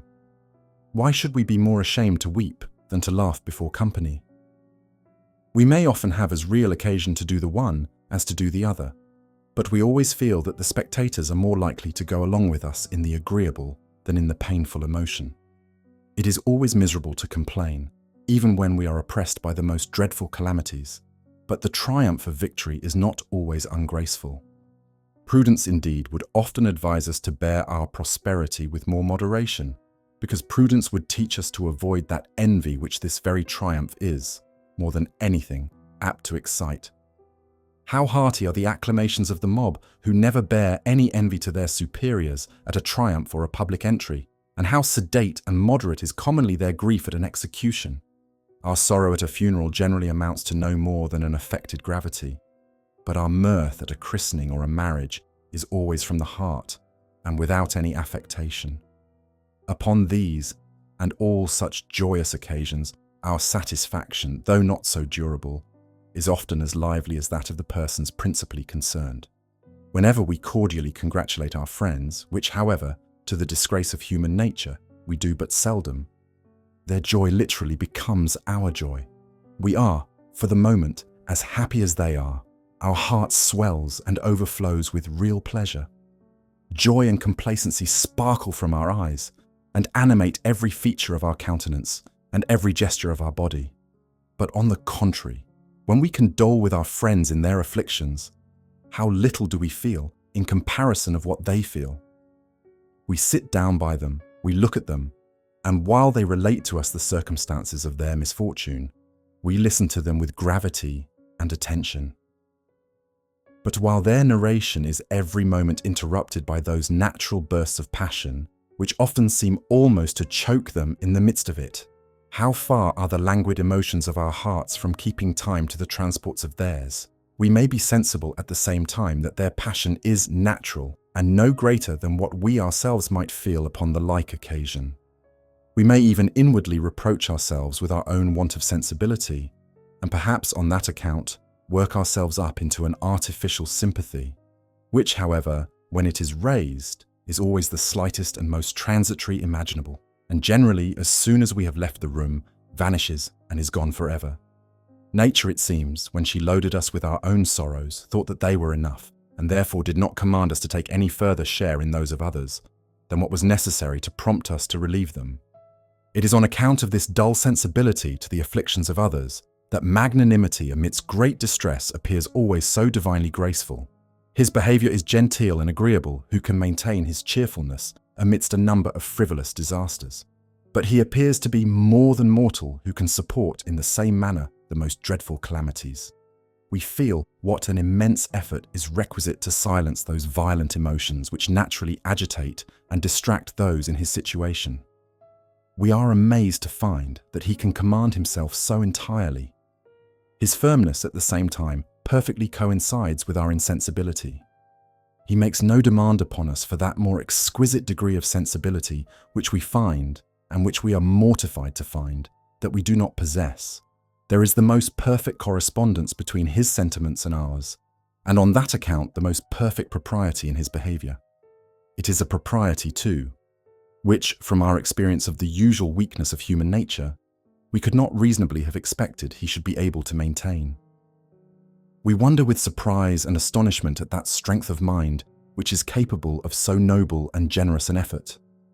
The sentiment of complete sympathy and approbation, mixed and animated with wonder and surprise, constitutes what is properly called admiration, as has already been more than once taken notice of Cato, surrounded on all sides by his enemies, unable to resist them, disdaining to submit to them, and reduced, by the proud maxims of that age, to the necessity of destroying himself, yet never shrinking from his misfortunes, never supplicating, with the lamentable voice of wretchedness, those miserable sympathetic tears which we are always so unwilling to give, but on the contrary, arming himself with manly fortitude, and the moment before he executes his fatal resolution, giving with his usual tranquillity all necessary orders for the safety of his friends, appears to Seneca that great preacher of insensibility, a spectacle which even the gods themselves might behold with pleasure and admiration.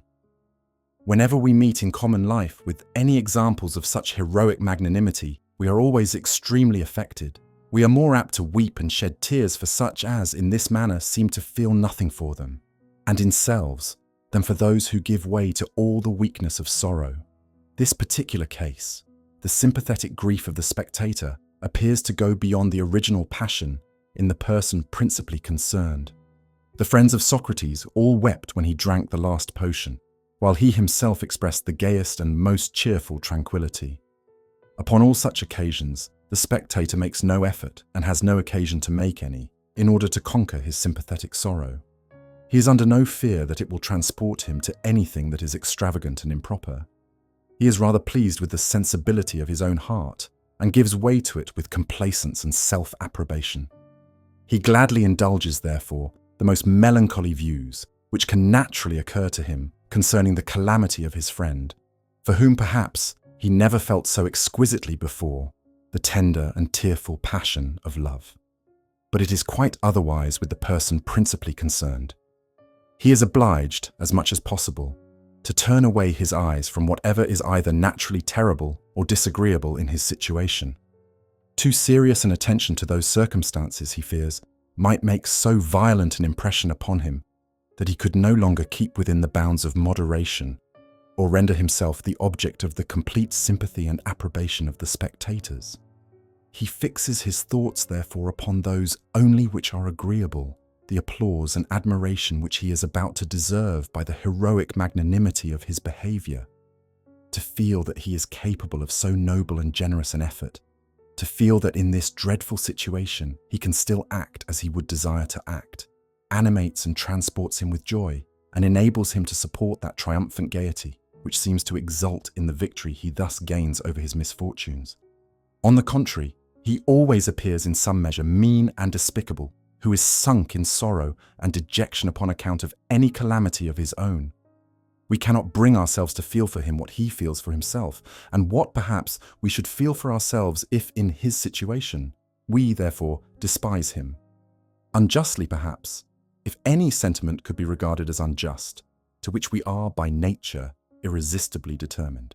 The weakness of sorrow never appears in any respect agreeable, except when it arises from what we feel for others more than from what we feel for ourselves. A son, upon the death of an indulgent and respectable father, may give way to it without much blame. His sorrow is chiefly founded upon a sort of sympathy with his departed parent, and we readily enter into this humane emotion.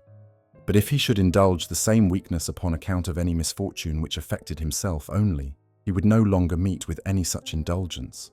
If he should be reduced to beggary and ruin, if he should be exposed to the most dreadful dangers, if he should even be led out to a public execution, and there shed one single tear upon the scaffold, he would disgrace himself forever in the opinion of all the gallant and generous part of mankind. Their compassion for him, however, would be very strong and very sincere. But as it would still fall short of this excessive weakness, they would have no pardon for the man who could thus expose himself in the eyes of the world. His behavior would affect them with shame rather than with sorrow, and the dishonor which he had thus brought upon himself would appear to them the most lamentable circumstance in his misfortune. How did it disgrace the memory of the intrepid Duke of Byron, who had so often braved death in the field that he wept upon the scaffold when he beheld the state to which he was fallen, and remembered the favour and the glory from which his own rashness had so unfortunately thrown him?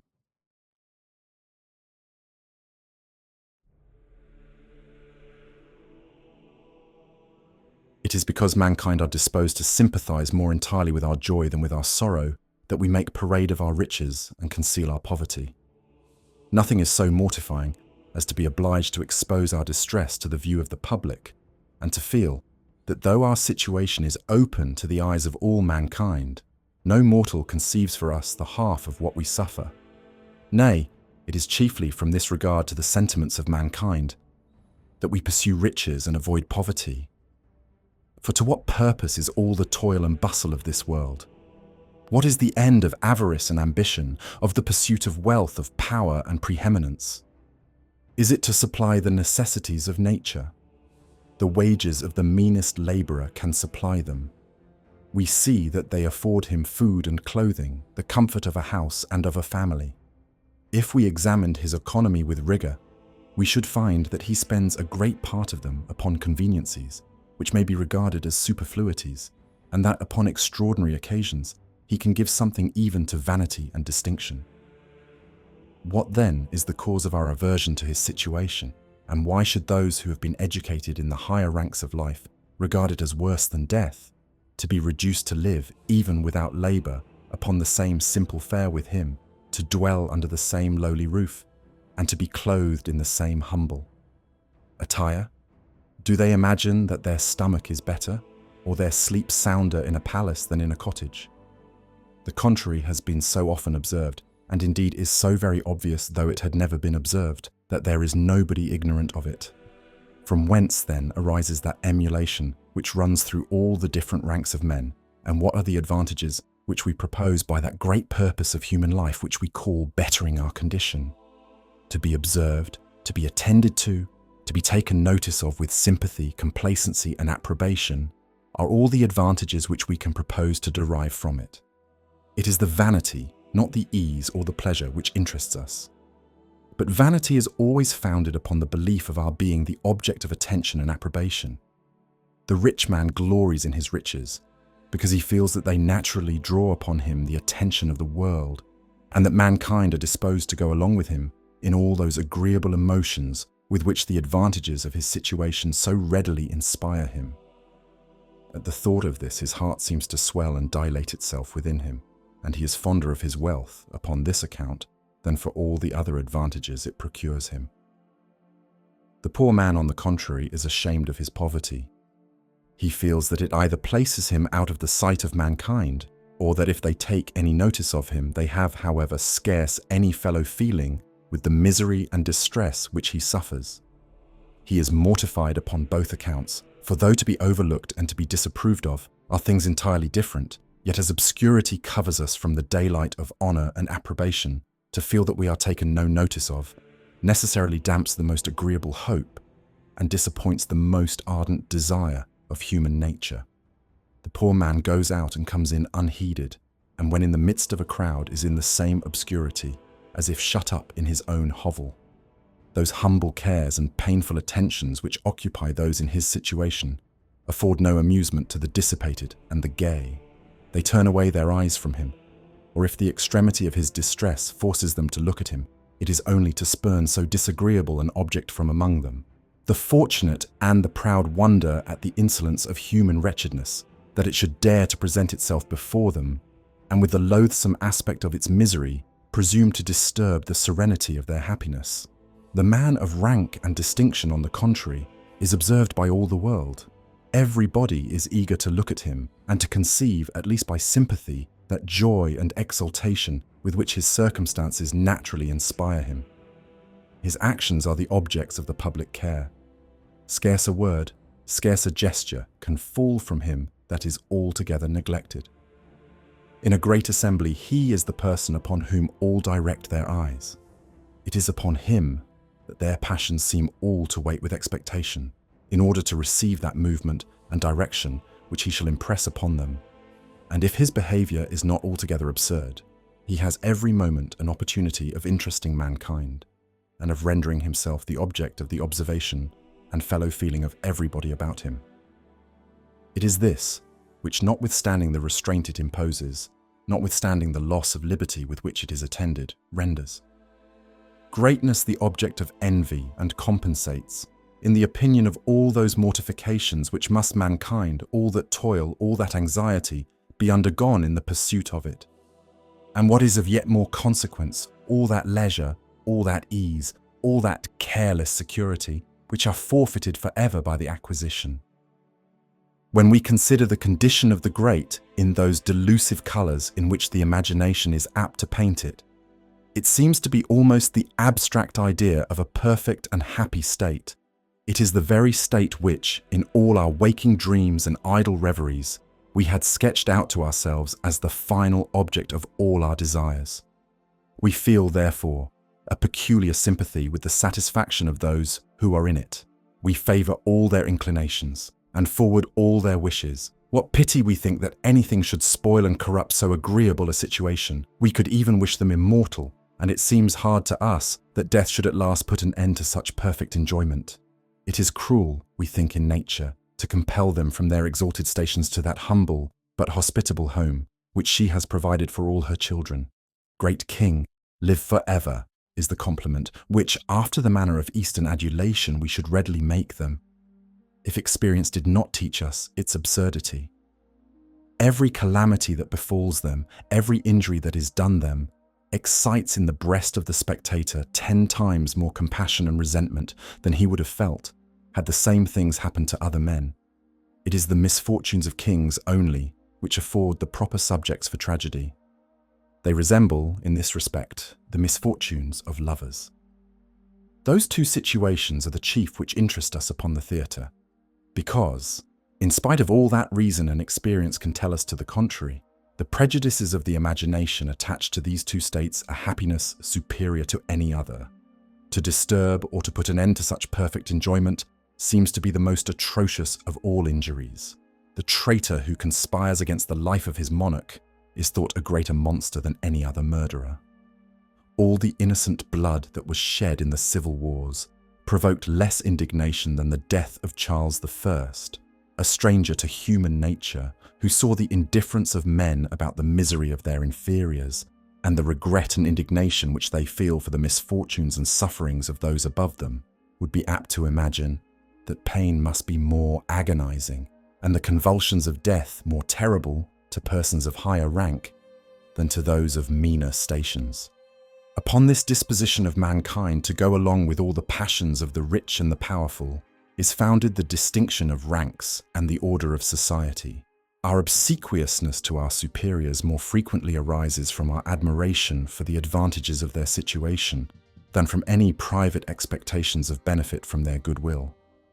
Their benefits can extend but to a few, but their fortunes interest almost everybody. We are eager to assist them in completing a system of happiness that approaches so near to perfection, and we desire to serve them for their own sake, without any other recompense but the vanity or the honour of obliging them. Neither is our deference to their inclinations founded chiefly or altogether upon a regard to the utility of such submission and to the order of society which is best supported by it. Even when the order of society seems to require that we should oppose them, we can hardly bring ourselves to do it. That kings are the servants of the people, to be obeyed, resisted, deposed, or punished, as the public conveniency may require, is the doctrine of reason and philosophy, but it is not the doctrine of nature. Nature would teach us to submit to them for their own sake, to tremble and bow down before their exalted station, to regard their smile as a reward sufficient to compensate any services, and to dread their displeasure, though no other evil were to follow from it, as the severest of all mortifications. To treat them in any respect as men, to reason and dispute with them upon ordinary occasions, requires such resolution that there are few men whose magnanimity can support them in it, unless they are likewise assisted by familiarity and acquaintance. The strongest motives, the most furious passions, fear, hatred, and resentment, are scarce sufficient to balance this natural disposition to respect them, and their conduct must, either justly or unjustly, have excited the highest degree of all those passions, before the bulk of the people can be brought to oppose them with violence, or to desire to see them either punished or deposed. Even when the people have been brought this length, they are apt to relent every moment, and easily relapse into their habitual state of deference to those whom they have been accustomed to look upon as their natural superiors. They cannot stand the mortification of their monarch. Compassion soon takes the place of resentment. They forget all past provocations, their old principles of loyalty revive, and they run to re-establish the ruined authority of their old masters with the same violence with which they had opposed it. The death of Charles I brought about the restoration of the royal family. Compassion for James II, when he was seized by the populace in making his escape on shipboard, had almost prevented the revolution and made it go on more heavily than before. Do the great seem insensible of the easy price at which they may acquire the public admiration?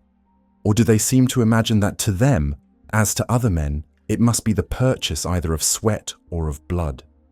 By what important accomplishments is the young nobleman instructed to support the dignity of his rank and to render himself worthy of that superiority over his fellow citizens, to which the virtue of his ancestors had raised them? Is it by knowledge, by industry, by patience, by self-denial, or by virtue of any kind? As all his words, as all his motions are attended to, he learns an habitual regard to every circumstance of ordinary behavior, and studies to perform all those small duties with the most exact propriety.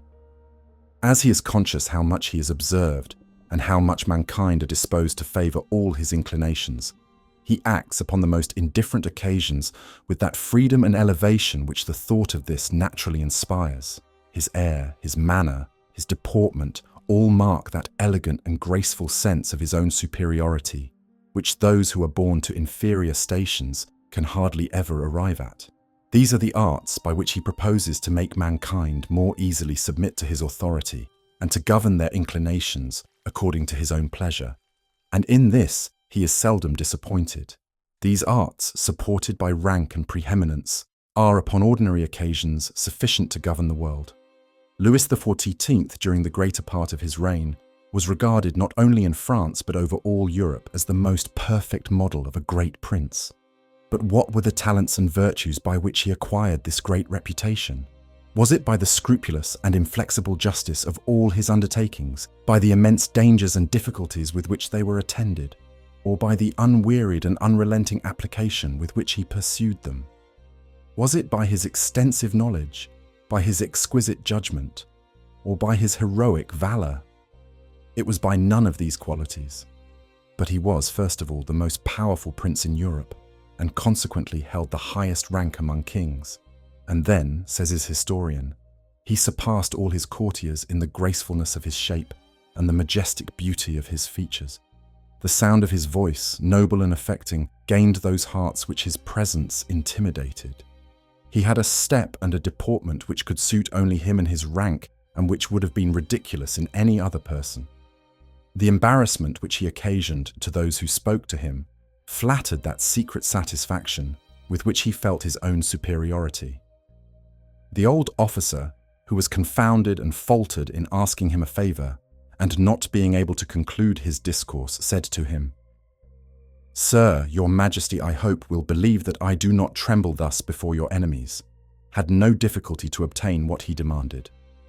These frivolous accomplishments, supported by his rank, and no doubt too by a degree of other talents and virtues, which seems, however, not to have been much above mediocrity, establish this prince in the esteem of his own age, and have drawn, even from posterity, a good deal of respect for his memory. Compared with these, in his own times and in his own presence, no other virtue, it seems, appeared to have any merit. Knowledge, industry, valor, and beneficence trembled, were abashed, and lost all dignity before them. But it is not by accomplishments of this kind that the man of inferior rank must hope to distinguish himself. Politeness is so much the virtue of the great that it will do little honor to anybody but themselves. The coxcomb, who imitates their manner and affects to be eminent by the superior propriety of his ordinary behavior, is rewarded with a double share of contempt for his folly and presumption. Why should the man, whom nobody thinks it worthwhile to look at, be very anxious about the manner in which he holds up his head or disposes of his arms while he walks through a room? He is occupied surely with a very superfluous attention, and with an attention too that marks a sense of his own importance, which no other mortal can go along with. The most perfect modesty and plainness, joined to as much negligence as is consistent with the respect due to the company, ought to be the chief characteristics of the behavior of a private man. If ever he hopes to distinguish himself, it must be by more important virtues. He must acquire dependence to balance the dependence of the great, and he has no other fund to pay them from but the labor of his body and the activity of his mind. He must cultivate these, therefore. He must acquire superior knowledge in his profession and superior industry in the exercise of it. He must be patient in labor, resolute in danger, and firm in distress. These talents he must bring into public view by the difficulty, importance, and at the same time good judgment of his undertakings, and by the severe and unrelenting application with which he pursues them. Probity and prudence, generosity and frankness must characterize his behavior upon all ordinary occasions, and he must at the same time be forward to engage in all those situations in which it requires the greatest talents and virtues to act with propriety, but in which the greatest applause is to be acquired by those who can acquit themselves with honor. With what impatience does the man of spirit and ambition, who is depressed by his situation, look round for some great opportunity to distinguish himself. No circumstances which can afford this appear to him undesirable. He even looks forward with satisfaction to the prospect of foreign war or civil dissension, and with secret transport and delight sees through all the confusion and bloodshed which attend them, the probability of those wished-for occasions presenting themselves, in which he may draw upon himself the attention and admiration of mankind. The man of rank and distinction, on the contrary, whose whole glory consists in the propriety of his ordinary behavior, who is contented with the humble renown which this can afford him, and has no talents to acquire any other, is unwilling to embarrass himself with what can be attended either with difficulty or distress. To figure at a ball is his great triumph, and to succeed in an intrigue of gallantry his highest exploit. He has an aversion to all public confusions, not from the love of mankind, for the great never look upon their inferiors as their fellow creatures, nor yet from want of courage, for in that he is seldom defective, but from a consciousness that he possesses none of the virtues which are required in such situations, and that the public attention will certainly be drawn away from him by others. He may be willing to expose himself to some little danger and to make a campaign when it happens to be the fashion, but he shudders with horror at the thought of any situation which demands the continual and long exertion of patience, industry, fortitude, and application of thought. These virtues are hardly ever to be met with in men who are born to those high stations. In all governments accordingly, even in monarchies, the highest offices are generally possessed and the whole detail of the administration conducted by men who were educated in the middle and inferior ranks of life, who have been carried forward by their own industry and abilities, though loaded with the jealousy and opposed by the resentment of all those who were born their superiors, and to whom the great, after having regarded them first with contempt and afterwards with envy, are at last contented to truckle with the same abject meanness with which they desire that the rest of mankind should behave to themselves. It is the loss of this easy empire over the affections of mankind which renders the fall from greatness so insupportable. When the family of the king of Macedon was led in triumph by Paulus Emilius, their misfortunes, it is said, made them divide with their conqueror the attention of the Roman people.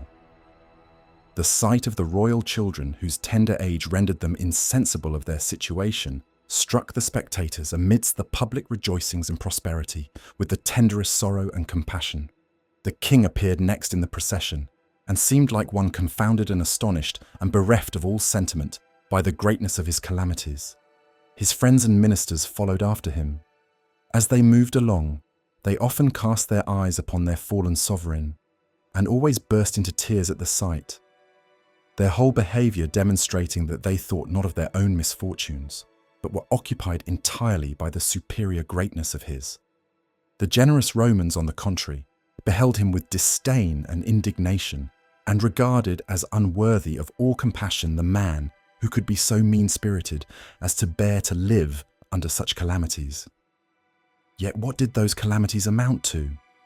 According to the greater part of historians, he was to spend the remainder of his days under the protection of a powerful and humane people, in a state which in itself should seem worthy of envy, a state of plenty, ease, leisure and security from which it was impossible for him even by his own folly to fall. But he was no longer to be surrounded by that admiring mob of fools, flatterers and dependents who had formerly been accustomed to attend upon all his motions. He was no longer to be gazed upon by multitudes, nor to have it in his power to render himself the object of their respect, their gratitude, their love, their admiration. The passions of nations were no longer to mould themselves upon his inclinations. This was that insupportable calamity which bereaved the king of all sentiment, which made his friends forget their own misfortunes, and which the Roman magnanimity could scarce conceive how any man could be so mean-spirited as to bear to survive. Love, says my Lord Rochefoucauld, is commonly succeeded by ambition, but ambition is hardly ever succeeded by love. That passion, when once it has got entire possession of the breast, will admit neither a rival nor a successor. To those who have been accustomed to the possession or even to the hope of public admiration, all other pleasures sicken and decay. Of all the discarded statesmen who for their own ease have studied to get the better of ambition, and to despise those honours which they could no longer arrive at, how few have been able to succeed. The greater part have spent their time in the most listless and insipid indolence, chagrined at the thoughts of their own insignificancy, incapable of being interested in the occupations of private life, without enjoyment, except when they talked of their former greatness, and without satisfaction, except when they were employed in some vain project to recover it. Are you in earnest resolved never to barter your liberty for the lordly servitude of a court, but to live free, fearless, and independent? There seems to be one way to continue in that virtuous resolution, and perhaps but one. Never enter the place from whence so few have been able to return. Never come within the circle of ambition, nor ever bring yourself into comparison with those masters of the earth who have already engrossed the attention of half mankind before you. Of such mighty importance does it appear to be in the imaginations of men to stand in that situation which sets them most in the view of general sympathy and attention, and thus place that great object which divides the wives of aldermen is the end of half the labours of human life, and is the cause of all the tumult and bustle, all the rapine and injustice which avarice and ambition have introduced into this world. People of sense, it is said, indeed despise place. That is, they despise sitting at the head of the table, and are indifferent who it is that is pointed out to the company by that frivolous circumstance, which the smallest advantage is capable of overbalancing. But rank, distinction, preeminence, no man despises, unless he is either raised very much above or sunk very much below the ordinary standard of human nature, unless he is either so confirmed in wisdom and real philosophy as to be satisfied that, while the propriety of his conduct renders him the just object of approbation, it is of little consequence, though he be neither attended to nor approved of, or so habituated to the idea of his own meanness, so sunk in slothful and sottish indifference, as entirely to have forgot the desire and almost the very wish for superiority, as to become the natural object of the joyous congratulations and sympathetic attentions of mankind, is in this manner the circumstance which gives to prosperity all its dazzling splendour. So nothing darkens so much the gloom of adversity as to feel that our misfortunes are the objects, not of the fellow feeling, but of the contempt and aversion of our brethren. It is upon this account that the most dreadful calamities are not always those which it is most difficult to support. It is often more mortifying to appear in public under small disasters than under great misfortunes.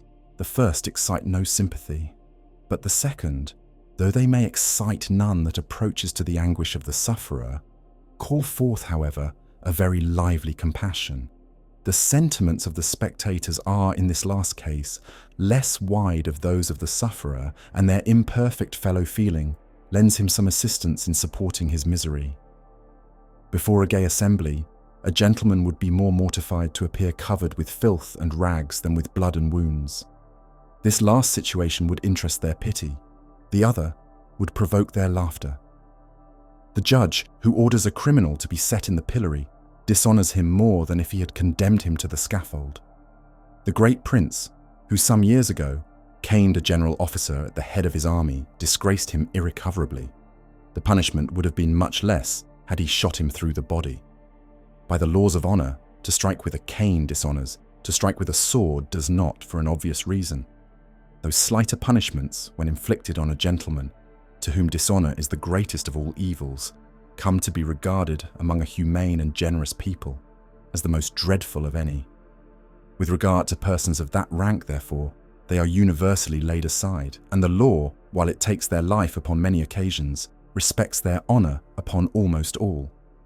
To scourge a person of quality, or to set him in the pillory, upon account of any crime whatever, is a brutality of which no European government, except that of Russia, is capable. A brave man is not rendered contemptible by being brought to the scaffold. He is by being set in the pillory. His behavior in the one situation may gain him universal esteem and admiration. No behavior in the other can render him agreeable. The sympathy of the spectators supports him in the one case and saves him from that shame, that consciousness that his misery is felt by himself only, which is of all sentiments the most unsupportable. There is no sympathy in the other, or if there is any, it is not with his pain, which is a trifle, but with his consciousness of the want of sympathy with which this pain is attended. It is with his shame, not with his sorrow. Those who pity him blush and hang down their heads for him. He droops in the same manner and feels himself irrecoverably degraded by the punishment, though not by the crime.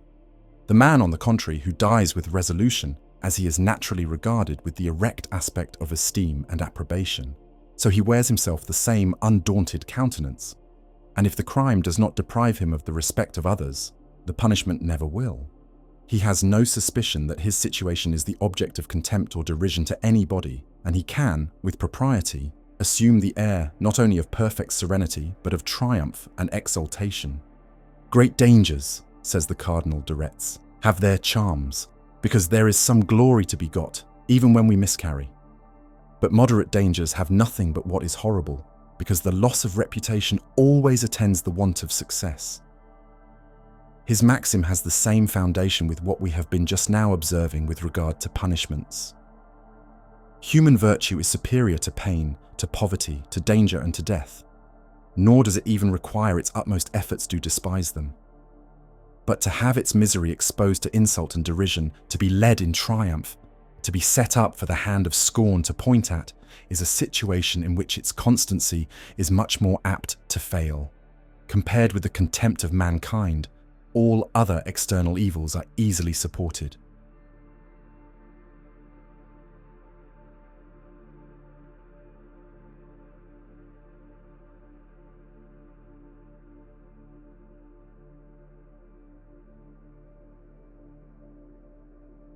This disposition to admire and almost to worship the rich and the powerful, and to despise, or at least to neglect persons of poor and mean condition, though necessary both to establish and to maintain the distinction of ranks and the order of society, is, at the same time, the great and most universal cause of the corruption of our moral sentiments.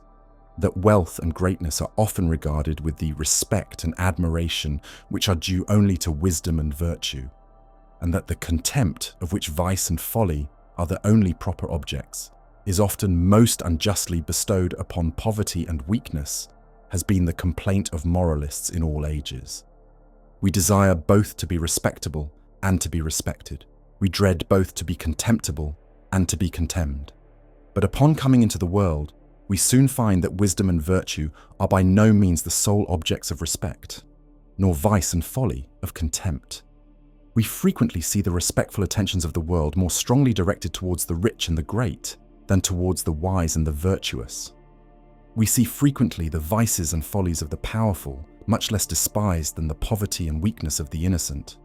To deserve, to acquire, and to enjoy the respect and admiration of mankind are the great objects of ambition and emulation. Two different roads are presented to us, equally leading to the attainment of this so much desired object. The one, by the study of wisdom and the practice of virtue, the other, by the acquisition of wealth and greatness. Two different characters are presented to our emulation. The one of proud ambition and ostentatious avidity, the other of humble modesty and equitable justice. Two different models, two different pictures are held out to us, according to which we may fashion our own character and behavior. The one more gaudy and glittering in its coloring, the other more correct and more exquisitely beautiful in its outline. The one forcing itself upon the notice of every wandering eye, the other attracting the attention of scarce anybody but the most studious and careful observer. They are the wise and the virtuous chiefly, a select though, I am afraid, but a small party, who are the real and steady admirers of wisdom and virtue. The great mob of mankind are the admirers and worshippers. And, what may seem more extraordinary, most frequently the disinterested admirers and worshippers of wealth and greatness. The respect which we feel for wisdom and virtue is no doubt different from that which we conceive for wealth and greatness, and it requires no very nice discernment to distinguish the difference. But notwithstanding this difference, those sentiments bear a very considerable resemblance to one another. In some particular features they are, no doubt, different, but in the general air of the countenance they seem to be so very nearly the same that inattentive observers are very apt to mistake the one for the other. In equal degrees of merit, there is scarce any man who does not respect more the rich and the great than the poor and the humble. With most men, the presumption and vanity of the former are much more admired than the real and solid merit of the latter. It is scarce agreeable to good morals, or even to good language perhaps, to say that mere wealth and greatness, abstracted from merit and virtue, deserve our respect. We must acknowledge, however, that they almost constantly obtain it, and that they may therefore be considered as, in some respects, the natural objects of it. Those exalted stations may, no doubt, be completely degraded by vice and folly. But the vice and folly must be very great before they can operate this complete degradation. The profligacy of a man of fashion is looked upon with much less contempt and aversion than that of a man of meaner condition. In the latter, a single transgression of the rules of temperance and propriety is commonly more resented than the constant and avowed contempt of them ever is in the former. In the middling and inferior stations of life, the road to virtue and that to fortune, to such fortune at least as men in such stations can reasonably expect to acquire, are, happily in most cases, very nearly the same.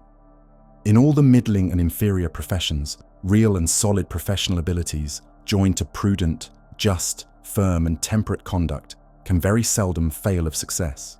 Abilities will even sometimes prevail where the conduct is by no means correct. Either habitual imprudence, however, or injustice or weakness or profligacy will always cloud and sometimes depress altogether the most splendid professional abilities.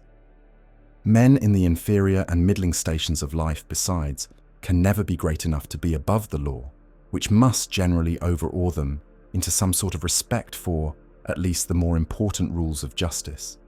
The success of such people, too, almost always depends upon the favour and good opinion of their neighbours and equals, and without a tolerably regular conduct, these can very seldom be obtained.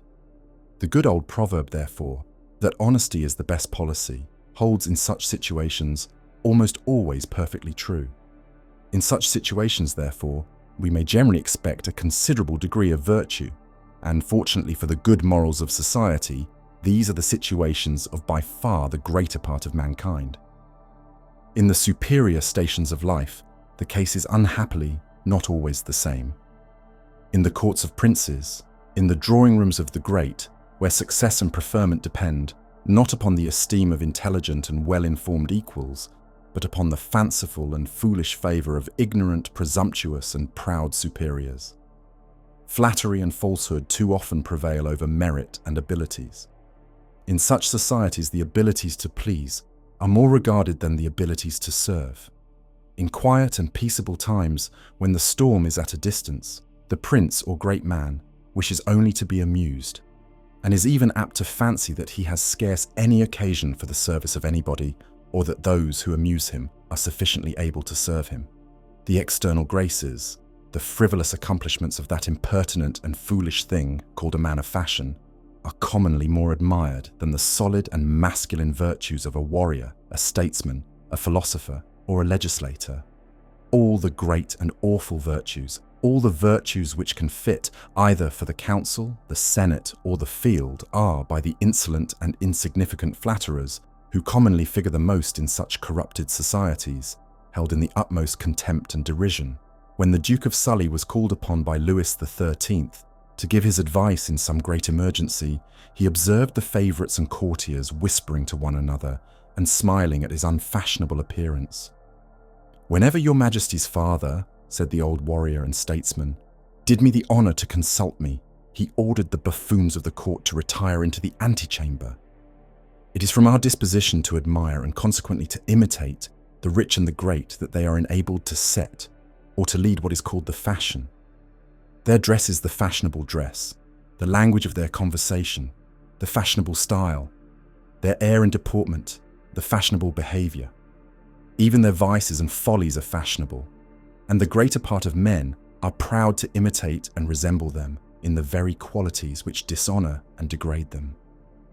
Vain men often give themselves airs of a fashionable profligacy, which, in their hearts, they do not approve of, and of which, perhaps, they are really not guilty. They desire to be praised for what they themselves do not think praiseworthy, and are ashamed of unfashionable virtues which they sometimes practice in secret, and for which they have secretly some degree of real veneration. There are hypocrites of wealth and greatness, as well as of religion and virtue, and a vain man is as apt to pretend to be what he is not, in the one way as a cunning man is in the other. He assumes the equipage and splendid way of living of his superiors, without considering that whatever may be praiseworthy in any of these derives its whole merit and propriety from its suitableness to that situation and fortune which both require and can easily support the expense. Many a poor man places his glory in being thought rich, without considering that the duties, if one may call such follies by so very venerable a name, which that reputation imposes upon him, must soon reduce him to beggary, and render his situation still more unlike that of those whom he admires and imitates than it had been originally. To attain to this envied situation, the candidates for fortune too frequently abandon the paths of virtue, for unhappily the road which leads to the one and that which leads to the other lies sometimes in very opposite directions. But the ambitious man flatters himself that, in the splendid situation to which he advances, he will have so many means of commanding the respect and admiration of mankind, and will be enabled to act with such superior propriety and grace, that the lustre of his future conduct will entirely cover or efface the foulness of the steps by which he arrived at that elevation. In many governments, the candidates for the highest stations are above the law, and if they can attain the object of their ambition, they have no fear of being called to account for the means by which they acquired it. They often endeavour, therefore, not only by fraud and falsehood, the ordinary and vulgar arts of intrigue and cabal, but sometimes by the perpetration of the most enormous crimes, by murder and assassination, by rebellion and civil war, to supplant and destroy those who oppose or stand in the way of their greatness. They more frequently miscarry than succeed, and commonly gain nothing but the disgraceful punishment which is due to their crimes. But though they should be so lucky as to attain that wished-for greatness, they are always most miserably disappointed in the happiness which they expect to enjoy in it. It is not ease or pleasure, but always honour of one kind or another, though frequently an honour very ill understood, that the ambitious man really pursues. But the honour of his exalted station appears, both in his own eyes and in those of other people, polluted and defiled by the baseness of the means through which he rose to it, though by the profusion of every liberal expense, though by excessive indulgence in every profligate pleasure, the wretched but usual resource of ruined characters, though by the hurry of public business, or by the prouder and more dazzling tumult of war, he may endeavour to efface, both from his own memory and from that of other people, the remembrance of what he has done. That remembrance never fails to pursue him. He invokes in vain the dark and dismal powers of forgetfulness and oblivion.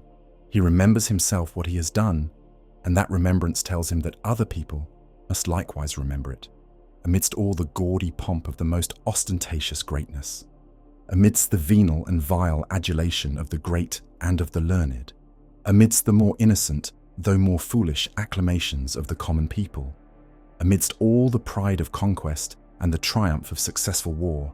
He is still secretly pursued by the avenging furies of shame and remorse. And while glory seems to surround him on all sides, he himself, in his own imagination, sees black and foul infamy fast pursuing him, and every moment ready to overtake him from behind. Even the great Caesar, though he had the magnanimity to dismiss his guards, could not dismiss his suspicions. The remembrance of Pharsalia still haunted and pursued him. When, at the request of the Senate, he had the generosity to pardon Marcellus, he told that assembly that he was not unaware of the designs which were carrying on against his life, but that, as he had lived long enough both for nature and for glory, he was contented to die, and therefore despised all conspiracies. He had, perhaps, lived long enough for nature, but the man who felt himself the object of such deadly resentment, from those whose favour he wished to gain and whom he still wished to consider as his friends, had certainly lived too long for real glory, or for all the happiness which he could ever hope to enjoy in the love and esteem of his equals.